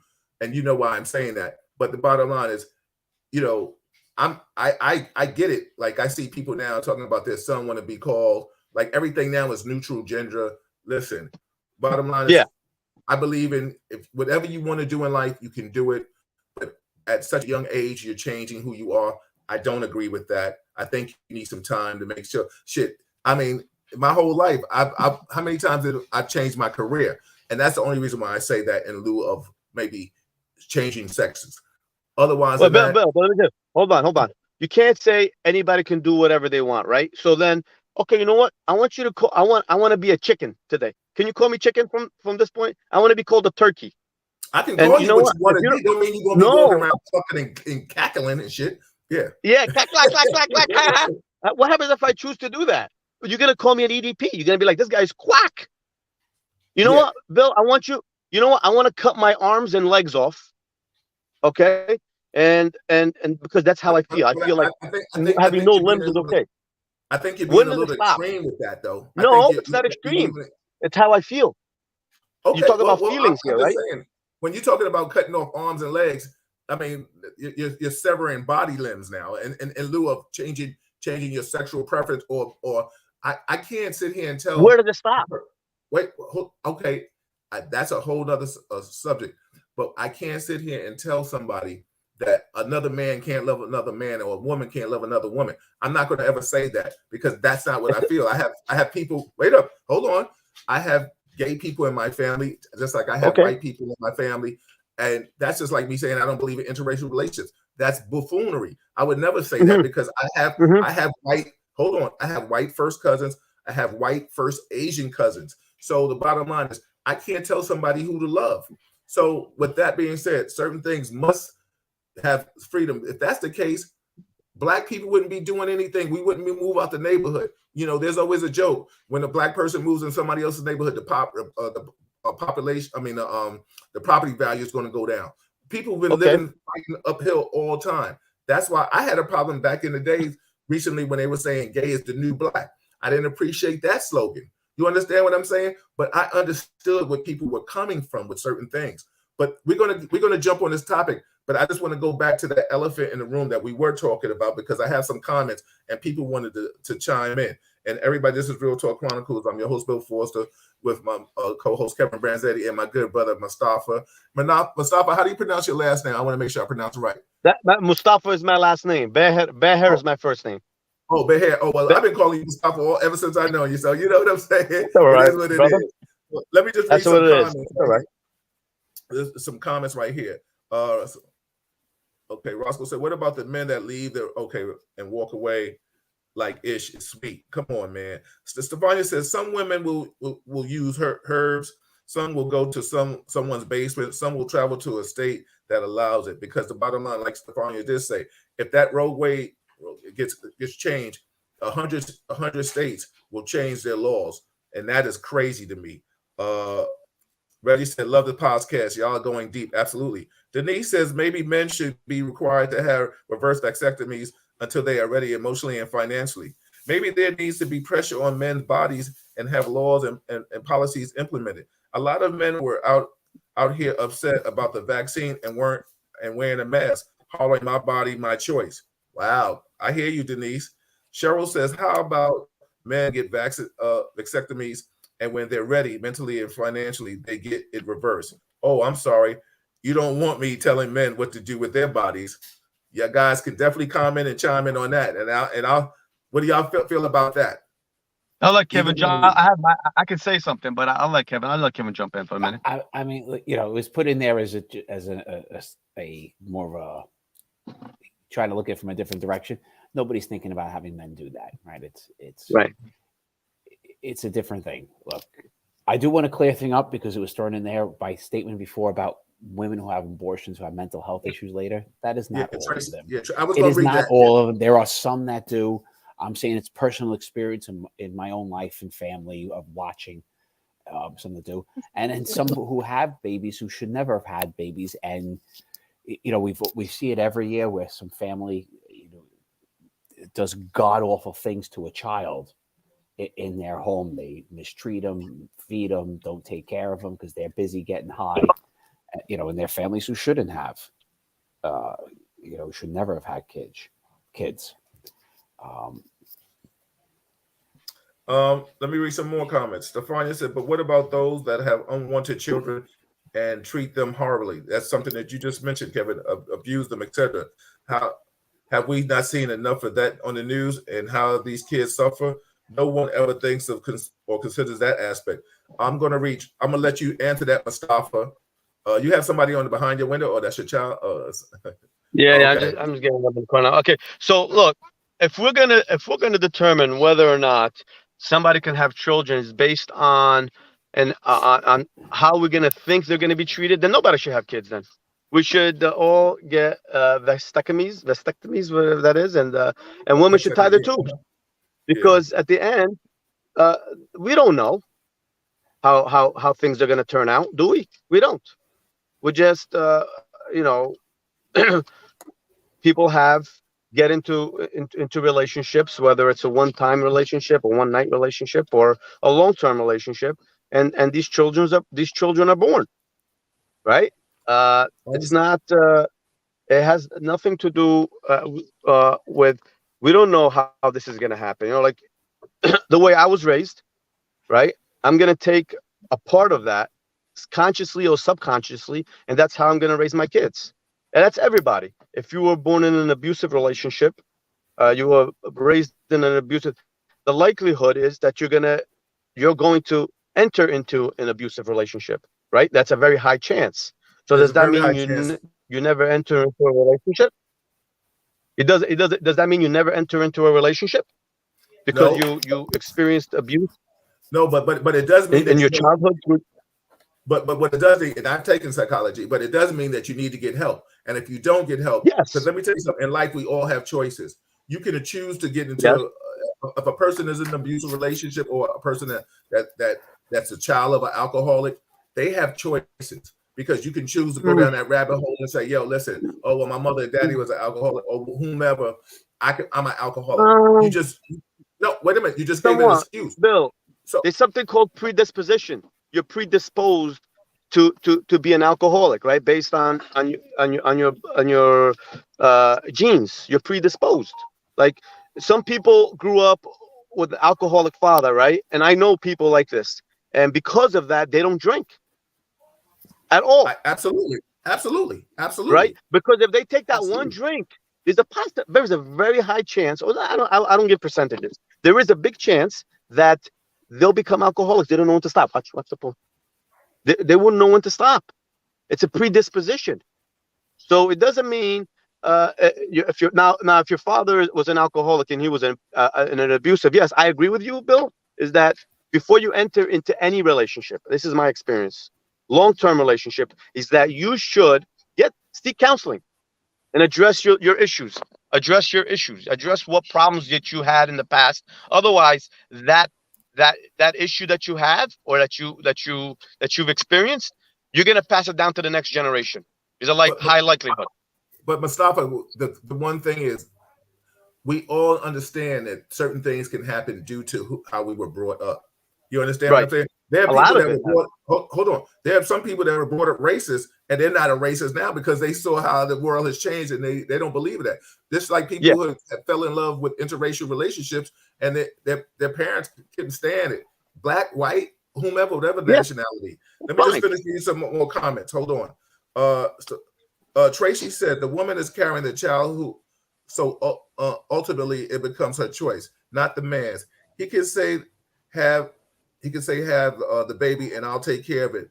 But what if he changes his mind, or if there's a birth defect, with the father still feel the same way? There are a lot of moving pieces here. Tracy said this is also true. If you have the baby and put it up for adoption, and how many times have we seen that fall through? If something is wrong with the baby, then who's responsible for the child? Roscoe said, Kev, address all the guys that leave the women high and dry. Roscoe also said it's tough that everyone should be able to make their own decision, not the government based on whatever side is in charge. Tracy said, she said that not every, you responded to that, Kevin, about not every woman that has an abortion has mental problems. Phil, what's up, brother? He said, whatever someone's religion is, they don't have the right to force their beliefs on anyone else. Phil said, let's just look at who is making these laws to control women's bodies. And Phil, that is something that Stefania had mentioned earlier too. And that is an elephant in the room where Kevin disagrees, where we're talking about, no disrespect, Kevin, that the white old man, and they want the population to get back to the white nationality. Roscoe says, Mr. Mustafa, that's your view, and I respect it, but that's not everyone's same view. And I'm not religious. Grew up in the church, but saw a lot of hypocrisy that I did not agree with. Colin said, if you know you're going to piss people off, then this is not the forum for you. So that's why you better be here in Real Talk if you want to be able to handle this. Phil also said same-sex marriage is okay. Tracy said, I guess Kevin said, I did not mean that. I will clear it up. Tracy said, careful now. Exactly. Stefania said, well, that part is true. They definitely are pushing a homosexual agenda on the kids, because why is that in cartoons and kiddie shows these days? And that's another conversation, definitely. And depending on how long we have, we can address that too. Stefania said things are changing rapidly in this society. Roscoe says, how about the babies that never have a chance because the father or mother isn't there? What's the answer to that for that? And I can ask you these guys, then what will be the next problem? Who's going to take care of financially of these kids? Who's going to take care of financially these kids? And I'm definitely not with the same-sex gay hypocrisy, my brother, but that's a different point. Heterosexual. Stefania says, I'm so weak. Tracy says, you become very judgmental when speaking about African Americans. That's something she's addressing to you, Mustafa.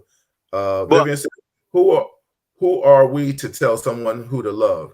Tracy also says, when Kevin mentioned Catholics and teaching abstinence, the very religion has had a serious problem with molesting boys. Bang. Phil said, if men were able to get pregnant, they would give abortions at the gas station with every fill up.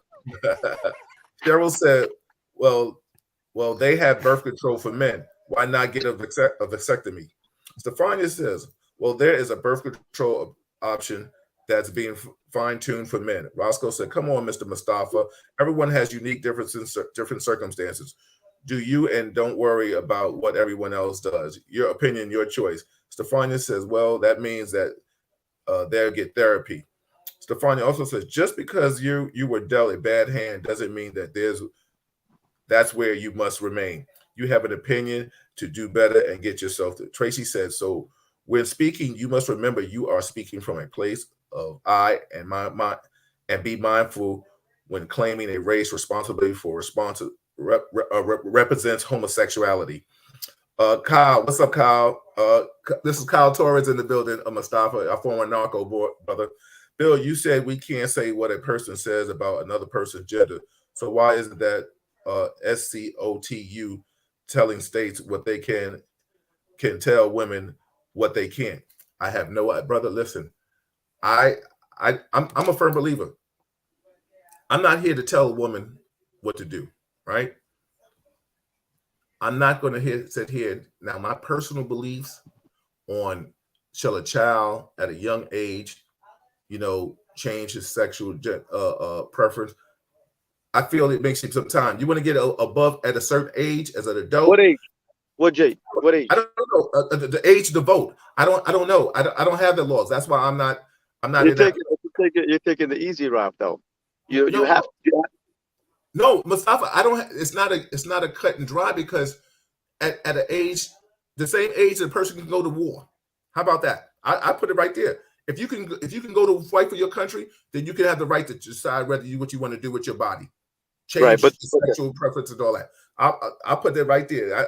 I get down with that because the bottom line is, listen, if a person, that's like how many people have lived in the closet and tried to act like they were somebody else for their lives just to suit society and lived a miserable life. You know what I'm saying? Because people have such narrow-minded ways and views on how to be.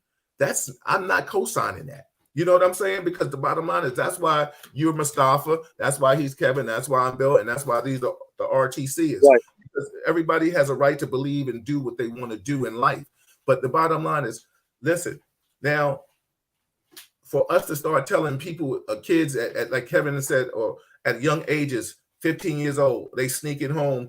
I don't know when you guys lost your virginity at a young age. God forbid, when I did that when I was young and I got the girl pregnant.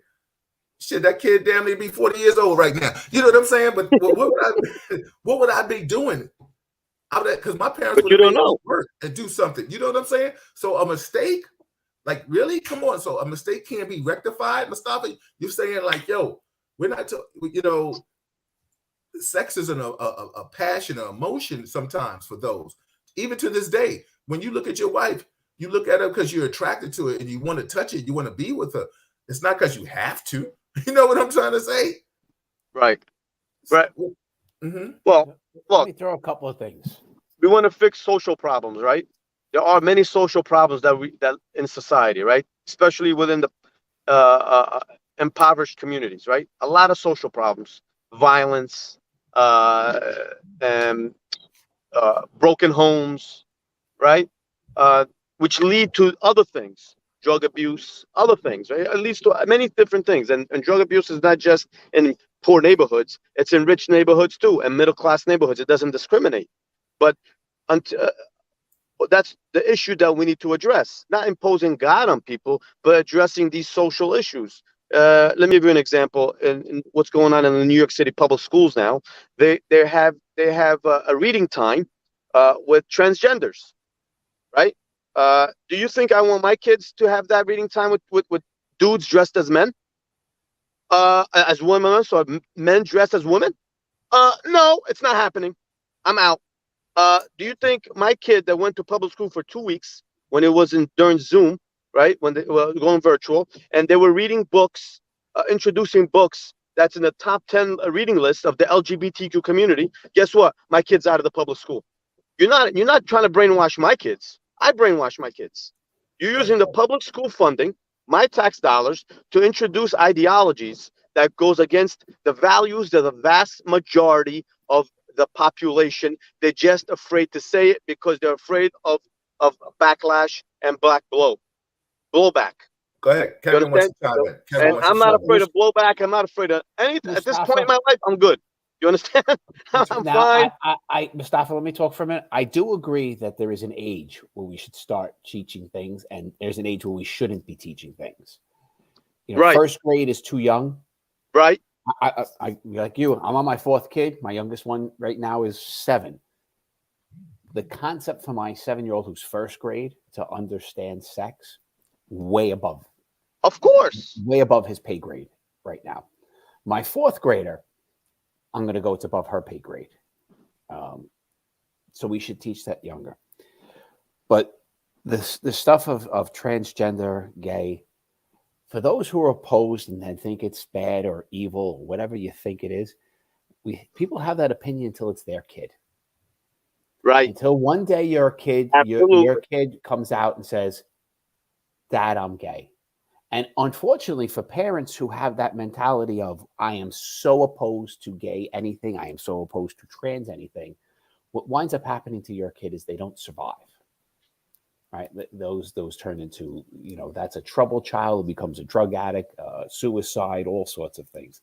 So for everybody who's out there who's opposed to, gay, transgender, you are until it's your family. For some, it's like the people who are against abortion until it's their mistress that's pregnant, and then that we've seen with a bunch of politicians over the years, right? Who were against abortion. As soon as that became their girlfriend was pregnant, they were pushing her for an abortion because, that's my girlfriend. So I'm with you on some things, Mustafa, on the younger age, but we also need to teach our kids at some age that gay men and women exist, that transgender people do exist. It's just like I have to teach my kids who are growing up in a very white neighborhood that Mustafa exists. But you're talking about different. Okay, apples and oranges. No, I'm not. You have to educate your kids on differences of people. Of course. Because if they don't understand differences, the reason prejudices exist is just kids. It's taught. I mean, that's it, right? It's taught. So if we're teaching from a young age, this is normal. This is normal. This is okay. Then our kids learn that and they grow up in that world. So at some point, you have to teach kids about, that being gay is okay. When we grew up at public schools in New York City, being gay was not okay. You were out gay in a public school we were up, you were abused. Yeah. Right? You were picked on, beaten. And what changed that? Society. We grew up. Hollywood changed that. Hollywood changed that. Good. Whatever it is, we grew up as people. Because you shouldn't be punched in the face. No, I'm not saying you should be punched in the. No, we're not saying he should be punched in the face. But we're being led by an organization, Hollywood, the most racist, one of the most racist organizations, where pedophilia is one of the leading causes of child actors committing suicide or becoming drug addicts. Right? Telling us, based on their movies and their shows and what they put on television, what is right and wrong.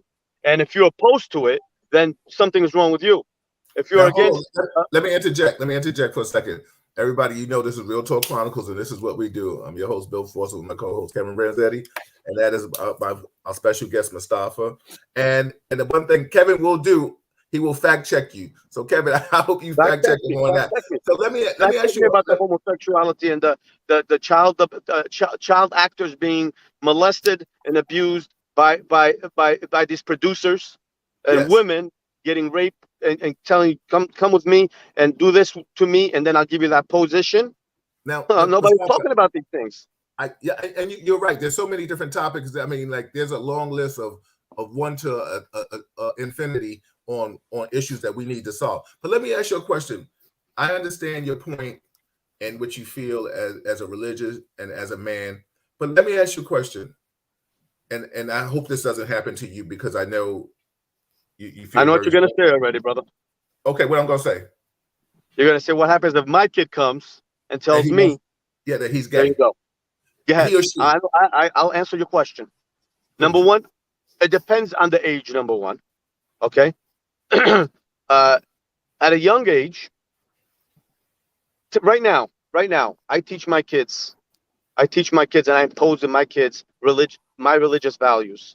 All right, I impose to them what's naturally given to us. Right, without this natural progression, society will cease to exist, right? If everybody becomes goes with the same sex, ultimately, human beings will die off. Okay, I teach my kids that, excuse me, 6, 4, and 1. The 1 doesn't understand. The 4 understands a little bit. This, I teach them age appropriate, right? I talk to them as in their age. You know what I mean? Understood. I don't talk to them like I talk to you. But one day my kid's 10 and he tells me, "Oh yeah, I'm a gay." I was like, "Okay, what's going on? What happened?" And we'll talk about it, and we'll come to the conclusion.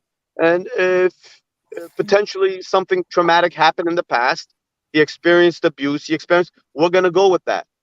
In Islam, this is what it teaches us, right? It's not a sin to have the feelings; it's a sin to act on it. Okay. There's many emotions that I experienced every day. If I act on every feeling that I have, I'll be in prison right now. If you drive your car and somebody cuts you off and then sticks his middle finger at you, what are you going to tell him? You want to get out. You want to pull that dude over and yank him out of the car, right? Mustafa, that's a different feeling. It's feeling based having on, no. Kevin, Having a let me finish for a second. Give me 30 seconds. I'll go back. That's a temporary feeling. That's a feeling of emotion and anger at that moment. Having sexual attraction to another man is not a temporary feeling of anger and emotion. It's you. Okay. Right. There's a difference. Let me ask. It's just temporary. Sure. Let me give you some of because see, like I talk to you guys openly. When I was a police officer, I retired now, and I could say what I want and whatever. I've had many conversations. One of my favorite parts of being a cop, when I retired in narcotics as a detective, was the times when I did the prisoner van, right? Where I had a large number of prisoners and I was able to conversate. One of the smartest people, by the way, one of the smartest people that I've ever spoken to, were those prisoners. They have knowledge, they have experience, and they're highly intelligent. They've just been exposed to they've been exposed to the wrong things, and that's what they know to be right. But I've had conversations with prisoners that are men that are in the same sex as men, women that are in the same sex as women, and guess what? Open conversations, and I spoke to them as though they were, openly. And many of them, not all of them, many of them come from trauma. You understand? A lot of these, again, people are trying to say I'm judging African Americans. I have a big passion for the African American population, not because of anything, but because I know the historical background that they've experienced in this country, and it's brutal, violent, and criminal in nature. Okay. A lot of these men that we've arrested in search warrants, they've become gay. Why? Because they've been through the prison industrial complex so many times, especially as young people, that they've been raped in prison. Now they've adopted this as a lifestyle. Not because they have these feelings, because they have trauma that's never been addressed. And nobody's talking about this. Everybody's thinking, oh, you have this feeling. Okay, let me ask you something. If a young girl that's 6 years old or 5 years old comes to you, Bill, Kevin, whoever wants to answer it, and says to you, hey, and you have a daughter, anybody says, oh, I want to marry a boy, I want to marry a girl. And the kid is 5 years old. The girl's 5 years old. How do you address that question? Kevin, you can answer that question. Dad, I want to marry a girl. You kind of address that very softly. They're young. Yeah, right? but it's young. Yeah, it's kind of like, okay, Sophia, that's interesting. We could talk about that some other time, or what? You want to go play Monopoly. You can't at 6 years old. You can't have an in-depth conversation with them. In public school, you can. In public school, you can. Let me jump in. First and foremost, Mustafa, I'm going to answer your question, but I still need you to answer mine, which you didn't. I did. No, you said you didn't. Hold on, because I've been listening to you. But I'm going to tell you something that I learned from my parents. Excuse me. When I was younger, and I'm going to answer your question. I was younger, and I would never forget.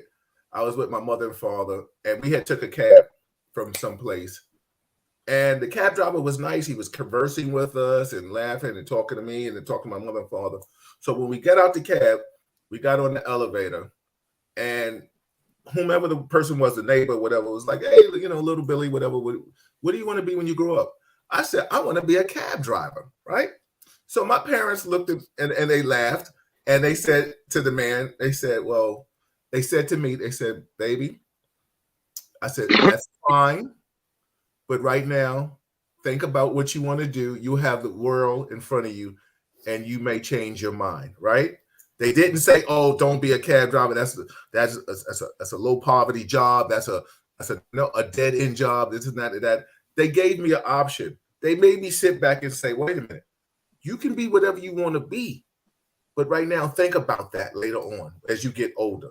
So I say all that to say, now when I asked you, what did you say?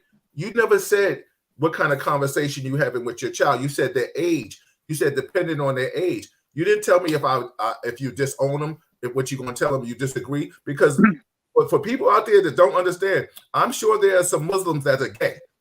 They may not be. Bill, let me just tell you. At a certain point, if they continue believing and producing and taking that path, they have to go. Go where? They have to go. They got to go. Have a nice day. Enjoy your life with whoever it is that you're enjoying with, who's telling you that what you're doing is okay, because it's not going to be done around me or around anything that I believe in. And that might hurt some people's feelings, but that's just, it's going to be easy. Is it going to be that simple? No.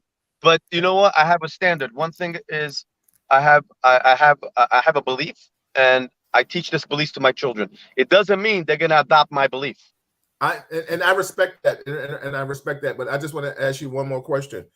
If they're adults and they still feel this way, do you disown them? Yes. Okay. All right. And I have a question here. My man Roscoe asked. He said, Mustafa, do you consider yourself a black man? Yes. Okay. All right. You see, let me just say one thing. 1 second, Bill. Palestine. I'm Palestinian, right? Mm-hmm.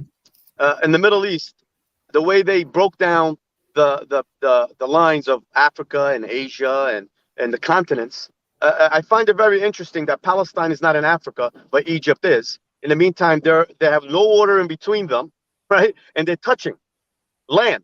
Okay. So how does Egypt and Africa and Palestine and I have an answer for that. And Palestine is in Asia. I'm gonna tell you why. In my belief, right? My belief, what I believe is why? Because it justifies. Because remember, Jesus was born in Bethlehem.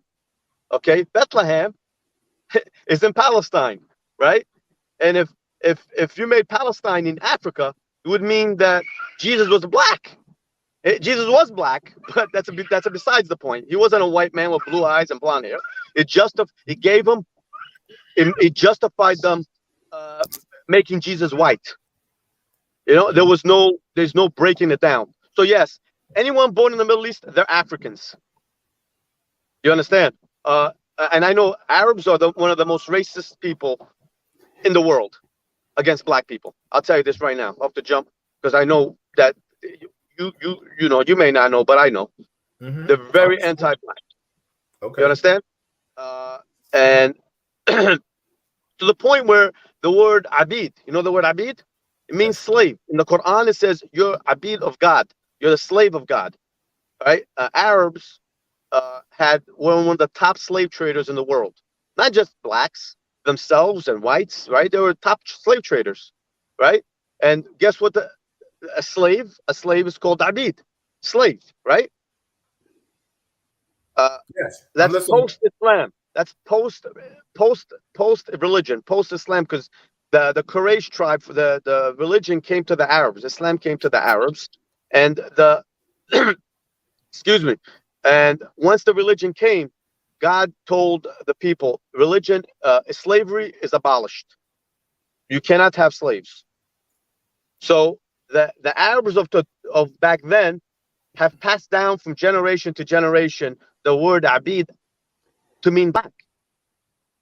You understand? So now when you talk to an Arab and you say, hey, David came to my store and he bought this. I say, oh, you owned a slave? Slavery is still in effect? No, I meant black. Okay, then let's change the vocabulary. You understand? It's been still passed down. So I acknowledge that the Arabs bigotry towards or racism towards black people. 100%. I'm not denying anything. I told you I don't deny nothing. I tell what I say how it is. If it hurts people's feelings, then I don't know what to say. If it's the truth, to me, it's the truth. You heard the key word you said. I respect you say what it is, but you said to you, if it's the truth, you say it. And that's all right, because the bottom line is everybody hold on, wait a minute. It's your opinion, and that's why everybody got to ask. Everybody got an opinion. No. A woman has a uterus, a man doesn't. That's not my opinion. That's a fact. Absolutely. Right? So when a man comes to you and says, "Oh, I'm getting my cycle this month," and if you say no, you can't have your cycle. It's impossible. I think some people might argue Mustafa's having his period tonight. Now you're homophobic. Hold on, yeah, that's what's happening. But Mustafa, you're homophobic because you say a man can have his period. Listen, come on. No, I'm not reaching. I'm not reaching. The tampon company has taken out the symbol, the woman symbol. Mustafa, to hear you got to listen. Hold on. Okay, go ahead, brother. All right? Yeah. Kevin, you wanted to say something before I read some comments? I was making a joke. I was going to say some people in the chat are going to start thinking Mustafa's having his period tonight. So, oh, maybe. You know. No, but that's the truth. Mustafa, look. Go, Kevin. I hear you. I respect you. I disagree with you. And I hope none of your kids, come to you one day and tell you that they are, because it will rock your world. I hope so. I hope as well. And because if you do what you say you're going to do, that's a tough life for a person. Okay. We're getting close to 9 o'clock, so I don't know if I'm going to go through my personal story in life. No, Kevin, I want you to, please. All right. So I'm a man with a transgender child. Okay. And I'm going to tell you a story of my kid, because I did not teach my kid as young kids about being transgender, about being gay, or about even sex or anything. They're too young. My second kid growing up was spectacular kid. Spectacular. My first kid drove me nuts. Learn, Mustafa, is to get older, teenage years and things. Every one of your kids will be different, even though we think we're raising them identical. They're just different. Of course. My second kid was easy, intelligent, thoughtful, kind. From 0 to 12, 13, easy as hell. If I say, did this, did it. If I asked for that, did it. Did things on their own. We would have intelligent conversations that you're having right now about the Middle East. My child and I would have conversations about the Israeli-Palestinian conflict when my child was 12. And we'd sit and talk for hours and give thoughts and opinions and read and research. It was that intelligent. When my child became 14, 15, something changed. Not me, not my teaching. Depression kicked in. Wouldn't shower. Wouldn't get out of bed.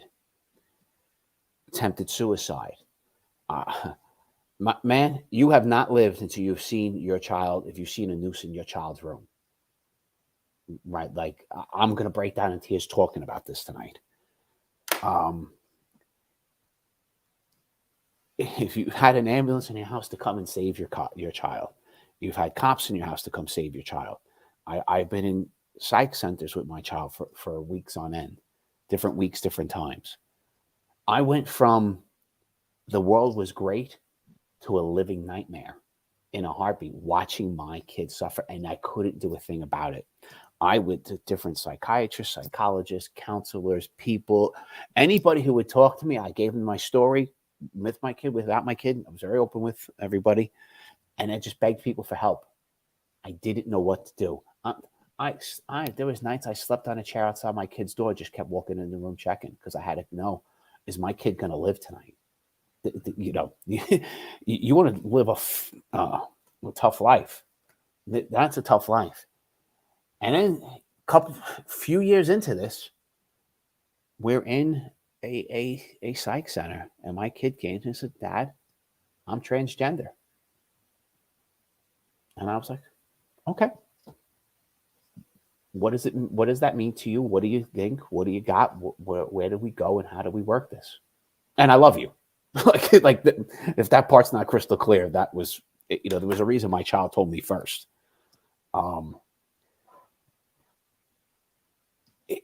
It had nothing to do with my way my child was brought up. It had nothing to do with public schools teaching stuff. It had nothing to do with TV and Hollywood. Zero to do with any of it.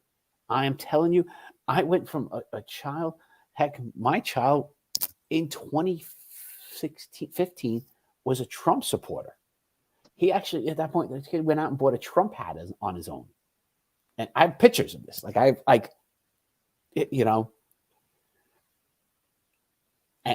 And it just flipped upside down. I went to, like I said, psychiatrists, psychologists. I went after so I finally met someone, psychologist, who dealt with this world. I didn't give him the background.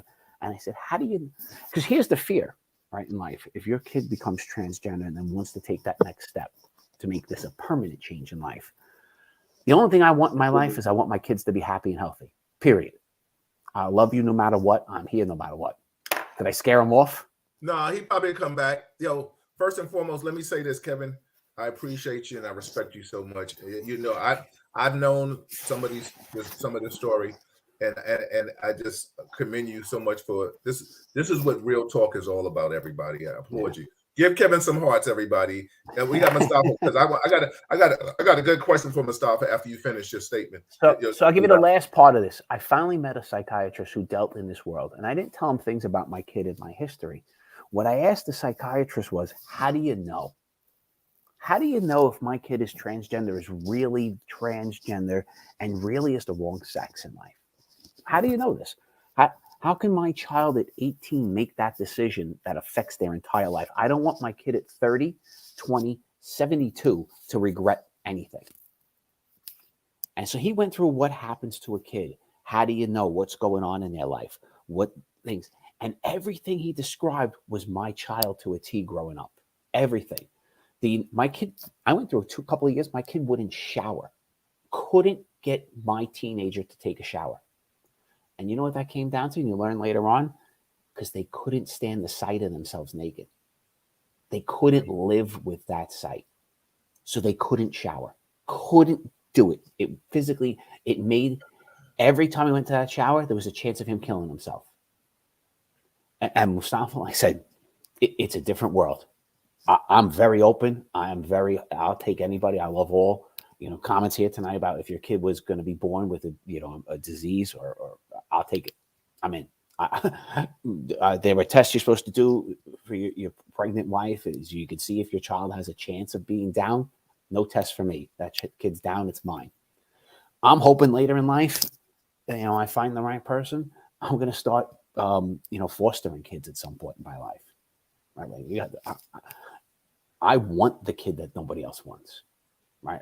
And I want to give them that home and that happiness. It's not, and I'm going to go back to this. It is not, and I do think, and I understand the flip side of this. I do think teaching a 5-year-old very young and pushing thoughts in their head can put things in their head too young. Like I said, I'm not for teaching kids about sex and transgender in kindergarten. I think that's way too young for them to understand any of it. But your life will change. It was not something I thought I was going to go through. I now have a happy child at 19 that at 16 I didn't think I was going to live to see 20. Right. That's it. So Mustafa, I'm gonna read some comments, but I'm gonna ask you this question. Sure. And to Kevin's story that he just told you, and of course it's a personal story. So just please, whatever you reply, please be sympathetic to his ear. Of course. What do you? And I'm not saying you wouldn't be, but I'm just saying that. What do you think about that story? And God forbid well, I say God forbid it happened to you because you stated vehemently that you would disown your child. So, what do you think about that story? First, Kevin stepped out because I like him to hear my statement. So, thanks for sharing your story, Kevin. I really appreciate that. It's very, very, very thought provoking. But for me, I don't know. You lived with your son. You know your son's experiences and non-experiences, or what he has been through. So let me ask you one question. I'll answer your question, Bill. Has he gone through the whole process of change? If you don't mind answering. No. No. Okay. But is going for testosterone shots. Okay. So it's coming. Okay. So your son is. I think that each individual has their own experiences. But from my perspective, I say this is that maybe not your child, but many children have gone through traumatic incidents, trauma. Okay, I want you to point out the story of Dwayne Wade. He just they did an interview with him. I don't know. Mustafa, okay. I know, but hold okay, on. You can talk about Dwayne Wade, but I want want to go ahead. Dwayne Wade's son. Dwayne Wade grew up right in a household where he was told it's okay to wear girls' clothes. Okay, so he grew up with that. Because he wore it. They thought it was funny. He grew up and he's good. He became a basketball player, famous. Then he had a son. Now his son, at 3 years old, at 3 years old, started wearing, started wearing girls' clothing, and he thought, oh, that's pretty funny. And then by age 9 or age 10, excuse me, 9 or 10, I forget the age exactly. His son tells him, "Oh, Dad, I'm gay." Is it possible that Dwayne Wade and his wife led that kid down that path? If my son tries to put on a girl's clothes, I say, hey, whoa, what are you doing? No. Now, if I encourage that behavior, then he's gonna think it's okay. Now, let me give you another example. That story that I gave you was my daughter. Okay, at 5 years old, my daughter comes to me and says, "Hey, Dad, I want to," just out of nowhere, came out of the blue after school. "I want to marry a boy. I want to marry a girl." Really? Okay, that's cool. Why do you want to marry a girl? Because boys smell bad. Okay? Okay, it is. So I told her, okay, no, I have a good idea. Why don't you marry a boy when you become a young, beautiful woman? Marry a man that takes showers and wear cologne. Smells like good, like your dad. Oh, that's good. Is that okay? That's a good idea. I mean, is that something I could do? Yeah, that's something you could do. All right, that's what I'll do then. Now, if I would have said, which they do in public school now, if my daughter was in public school and she said this in front of a classroom, they would have applauded her and said, hey, yes, we have another one here. She's out. She's not out. She just doesn't know. She's saying something out of emotion. So there are people that are born this way. Right? There are people that are born this way, some way, shape, or form. I don't know the chemical, and I don't know how it works. Right? There are. But I believe that the vast majority, all right, when I talk to people that there's some trauma involved, they were molested, they were raped, they were sodomized, they were abused physically or emotionally, by the same sex. And they go to the opposite sex. Why can't we have that? Well, why can't we have that conversation? It's like if we have that conversation and we open with it, then we can come to a final conclusion as a society. But if just because somebody's saying that they're transgender, or excuse me, Kevin, I'm not attacking you or your son in any means. Just because somebody says, "Oh, find out what happened." Sometimes you're gonna find out that nothing happened, and the person just has that feeling. Yeah. All right. I just want to read some comments. Thank you, everybody. This is Real Talk Chronicles. I'm your host, Bill Forster. I've just been joined right now by my wife, Malika, and of course my co-host Kevin Branzetti, and we have Mustafa. I'm just gonna read some comments, and then Malika has a statement she wants to say to Kevin. Matter of fact, Malika, please say your statement to Kevin while I look for the comments to start off at. Kevin, get close to the screen. Got that? I did. I just want to thank you. I'm giving you a big hug. I typed it, but it just wasn't enough. And we're 2 hours away from each other. So this is the best I could do right now. Thank you. I think I needed that. I felt it. I was in the living room and I came up because I wanted to hug you. And strange turn tonight. And it's okay. You know, as Bill always says, it's real talk. I really appreciate you, and I think a lot of other people listening and tuning in would probably say the same thing.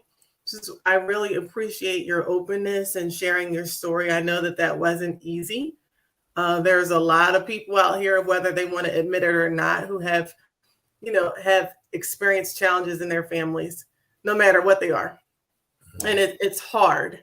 And I applaud you for loving your child no matter what, and being there and sharing with all of us. I see you on Facebook. I see you hiking, and we joke about that, but it's just the little things that you do and will always be remembered and cherished. And I've never met you in person. And we know whose fault that is. I just want to clarify. I've never met you in person, but I know COVID's fault. And we all have disagreements in life, right? We're all different people. Yeah. We all have different experiences. That goes without saying. But what you have showed us is, just another side that we know of you. And you're a good person, you're a good man. And every child, no matter how old they are, no matter what color they are, no matter what religion, we all want love from our parents. Right. At the end of the day, we all want to be loved by each other, and especially by our parents. Yeah. That's going to go, that lasts a lifetime. Now I'm gonna read some comments. Thank you, sweetie, for that sharing. Now I'm going back to what I was doing. I just wanted to work on that too, right there. And back to work, Malika. Nice to meet you in person. Exactly. So whose fault that is, right, Malika? So you know whose fault that is. Everybody gonna blame me. So a lot of people at one point, Colin had said we needed to move on from this. But then we get into the comments where Tracy said Richard needs to be in this conversation right now. Richard is chiming in. He's listening. What's up, Rich? So Phil, I guess, and these are just comments from what you had stated earlier, Mustafa. Phil said, wow, I guess not all parents love unconditional. Stefania said, damn, that's cold, but a lot of parents do it. Colin said, you don't deserve to be a parent. Yes, I said that.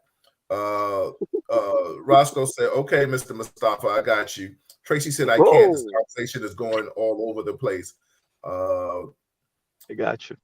Yeah, Stefania said, we need you to tell him that he's cold-hearted.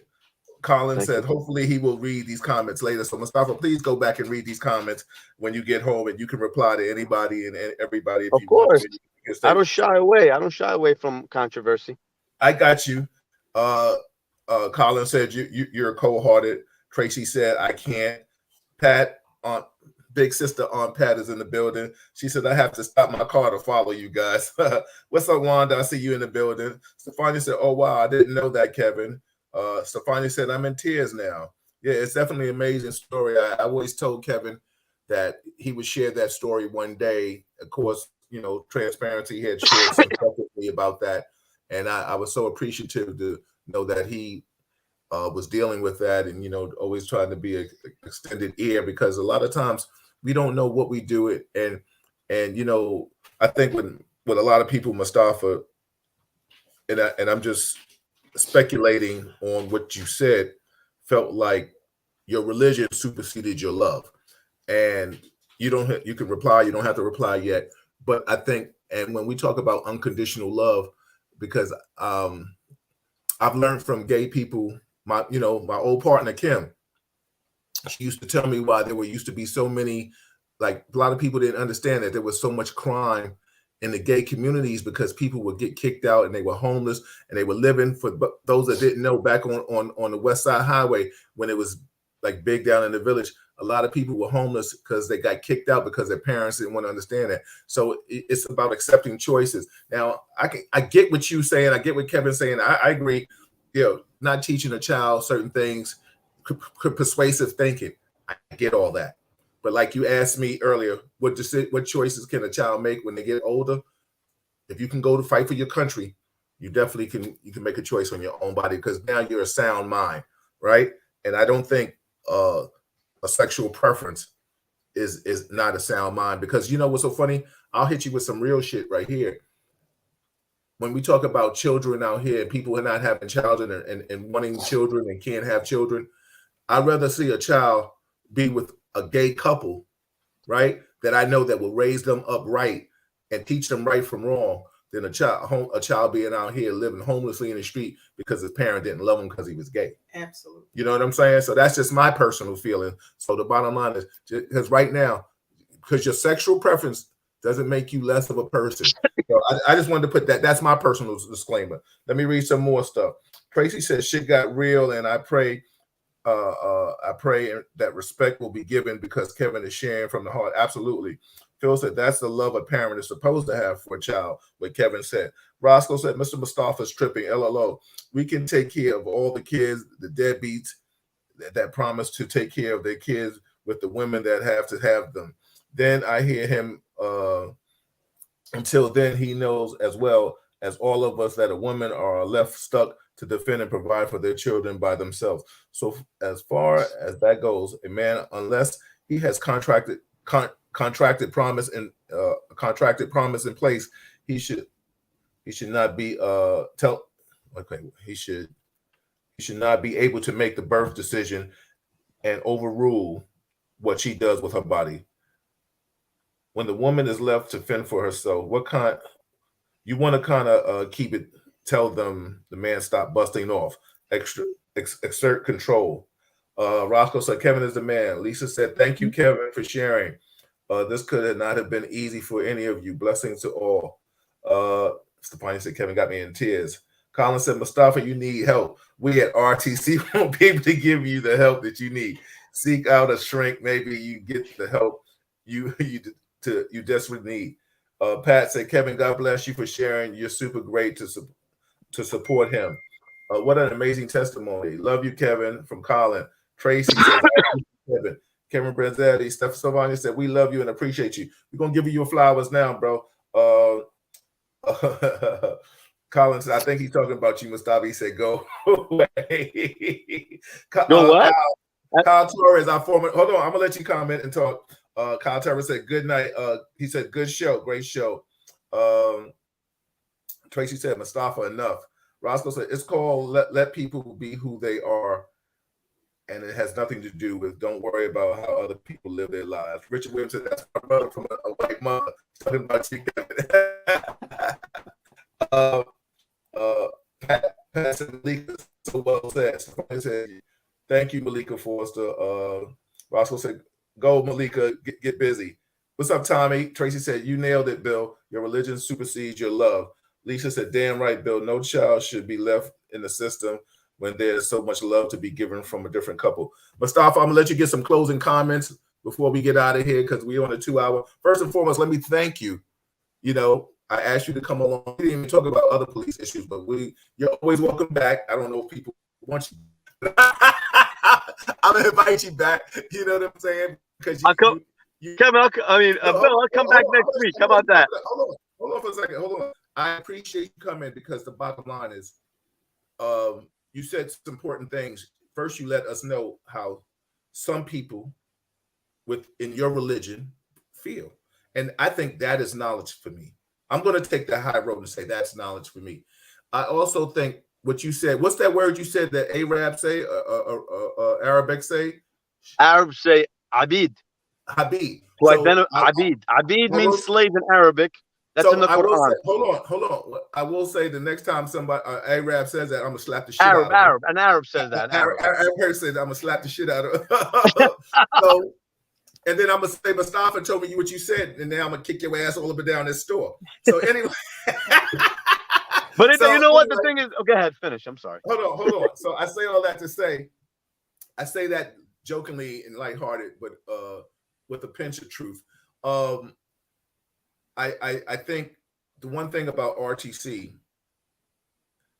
it's about transparency. It's about saying who you are. Like I said, this was all manifested from the passing of my mother, which her birthday is next week. And in memorandum of her, I appreciate this show because whether people agree with you or disagree with you, and they may just like you from what you said, you were true. And that's half the world. That's the problem with the world today. People are not talking and conversing with each other because the bottom line is half the people in here didn't agree with the shit you said. But that's your feelings, and that when you go home, that's all that matters is your wife and you agree with it. You know what I'm saying? Whether no outside the box. Long as listen, I work with you. You've always been a gentleman to me, and I respect you. You know your work ethics and stuff like that. So. I just wanted to extend that olive branch and say thank you for being on the show. Like I said, whether I agree or disagree, that's neither here nor there. There's a lot of other people. Kevin and I, we've had conversations. Kevin, we've been going on, what is this, damn near a second year almost? 2 years. And there's a lot of times we don't agree. But that's my dude. We worked together in SNU in the 2-8. So that's my guy. I've had plenty of nights where the messages in this were awful towards me. Like everybody wanted to hang me. I've had plenty of those nights. And he's deserved them. So I mean, so Mustafa, I'm gonna let you close and say what your parting remarks, but please go back when you get home and go to the Facebook page or go to the YouTube. You'll see more of the comments on Facebook Live. Got it. I'll do that. And I'll let you comment and close out, and then I'll let Kevin close out. But thank you, brother, for being with us tonight. Thank you. First, I would like to say this. I'm going to close by saying this. I believe in family values and the structure of family values that entail a man marrying a woman and a woman marrying a man, raising children, raising a boy to be a man and a woman raising a young lady to be a woman. I believe in community values, building structure within community. I believe in family values, and I believe in raising. It takes a village to raise a child. And anything else beyond that, I cannot endorse. Gotcha. I believe in a long, prosperous life for a fellow human man.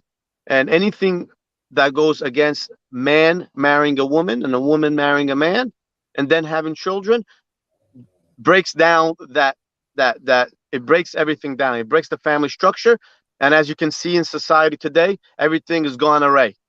And people are saying that I'm hating on the African American community, but the African American community has been targeted by the government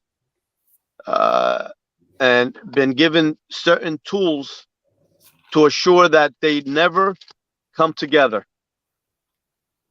You, Bill, you married yourself a black woman. Good for you.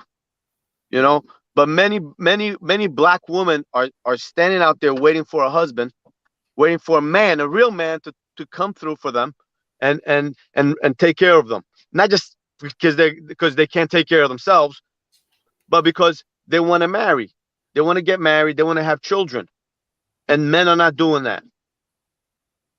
All right, and I'm against all that. I believe in building up that family structure from the bottom up, and I don't believe in government telling anybody, right, what to do with themselves and their body. But I believe in protecting our future, which is our babies. I want to thank you, Bill. You're doing a great job. Kevin, thank you for sharing your story. I really appreciate that. I from the bottom of my heart, I really appreciate you. Too, bro. Kevin and Bill, and we can have this conversation all day, and I have it openly. I and I'm not afraid to say Bill, you've been there with. I've been through battles in this job, right? And step to people, and people step to me. I'm not afraid of that. Right, but at the end of the day, I have a strict a structure of beliefs, and this structure of beliefs, I'll take it to my grave. Mm-hmm. I want to God bless everybody that's listening. Thank you for listening. Thank you for input. And if I'm gonna go to the Facebook page, and if there's a comment if there's a response that needs to be made, rest assured that I'll respond. Thank you, Mustafa. Stefania said he may not want to read the comments. No, Mustafa, go read the comments. I listen, the beautiful thing about Real Talk Chronicles, listen, it's open. Everybody can say what they want to say and say what they say, as long as they're respectful. You know what I'm saying? Nobody defacing somebody verbally.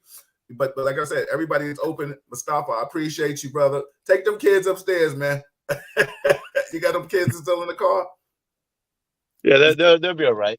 All right, yo. Yeah, I want to hear what Kevin. I want to be respectful and allow Kevin to make a statement. Yeah, Kevin's gonna. I'll let Kevin close, and then I'll say good night. Malika and I'll say good night. Go ahead, Kev. Look, my normal things in life, and I'm kind of gonna go easy tonight because I think I need to go have a drink. I'm gonna have one with you. I wasn't gonna drink tonight, but I want to have one with you. Yeah. Look, this is part of what it's about, right? We have to agree to disagree. We have to talk to each other, and we have to accept each other. That's it. And even when we really get animated with each other, we have to let the person speak. We have to hear what they're saying, because if we're not fully hearing it, we can't help to share our thoughts or ideas and become closer as people, because that's the whole goal in life. We all in turn want to be closer as people, and live happy, live safe, raise our children in a beautiful environment. So remind yourselves of that. We got to listen. We got to hear each other. Take a break. I always say that. Like, I'm looking this week at the news, Roe v. Wade, and there are people going out of their mind watching the news on this from both sides. You can't change it. Take 24-hour break from it. Don't watch the news. Go out. I like to hike. Go do something. Go read a book. Go play with your kids. Go call your mother. Do something else. And let your brain relax. Yeah, exactly. Yeah, take your wife out somewhere nice, or your wife could take you out somewhere nice. That's right. Bingo. Yeah, it goes both ways.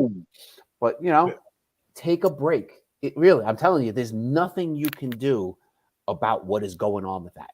Zero. Yes, you can call your politicians. Yes, you can complain. But if you're in it 24/7, it is only going to hurt your mental health. Take a break. God bless you all. Have a good night. Yeah.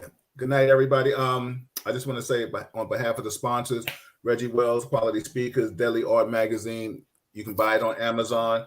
Soft Illusions Art Gallery. That's Malika. Melba's Wilson's Restaurant. Leon Ellis Restaurant, Chocolat.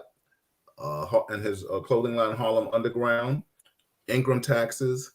And we welcome all sponsors. The bottom line is, Mustafa gave his views tonight. I respect the man for saying how he feel. Malika and I, we all have our own feelings. Kevin has a feeling. Kevin, I appreciate you. I'm going to end out on this best note.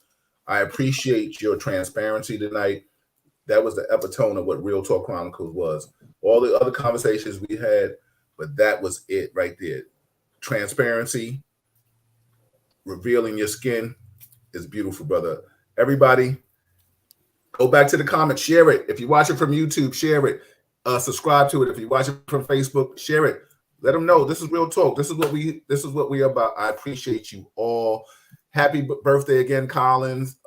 And Mark too. Colin and Mark Rose. He's not on tonight, but happy birthday to our Real Talkers.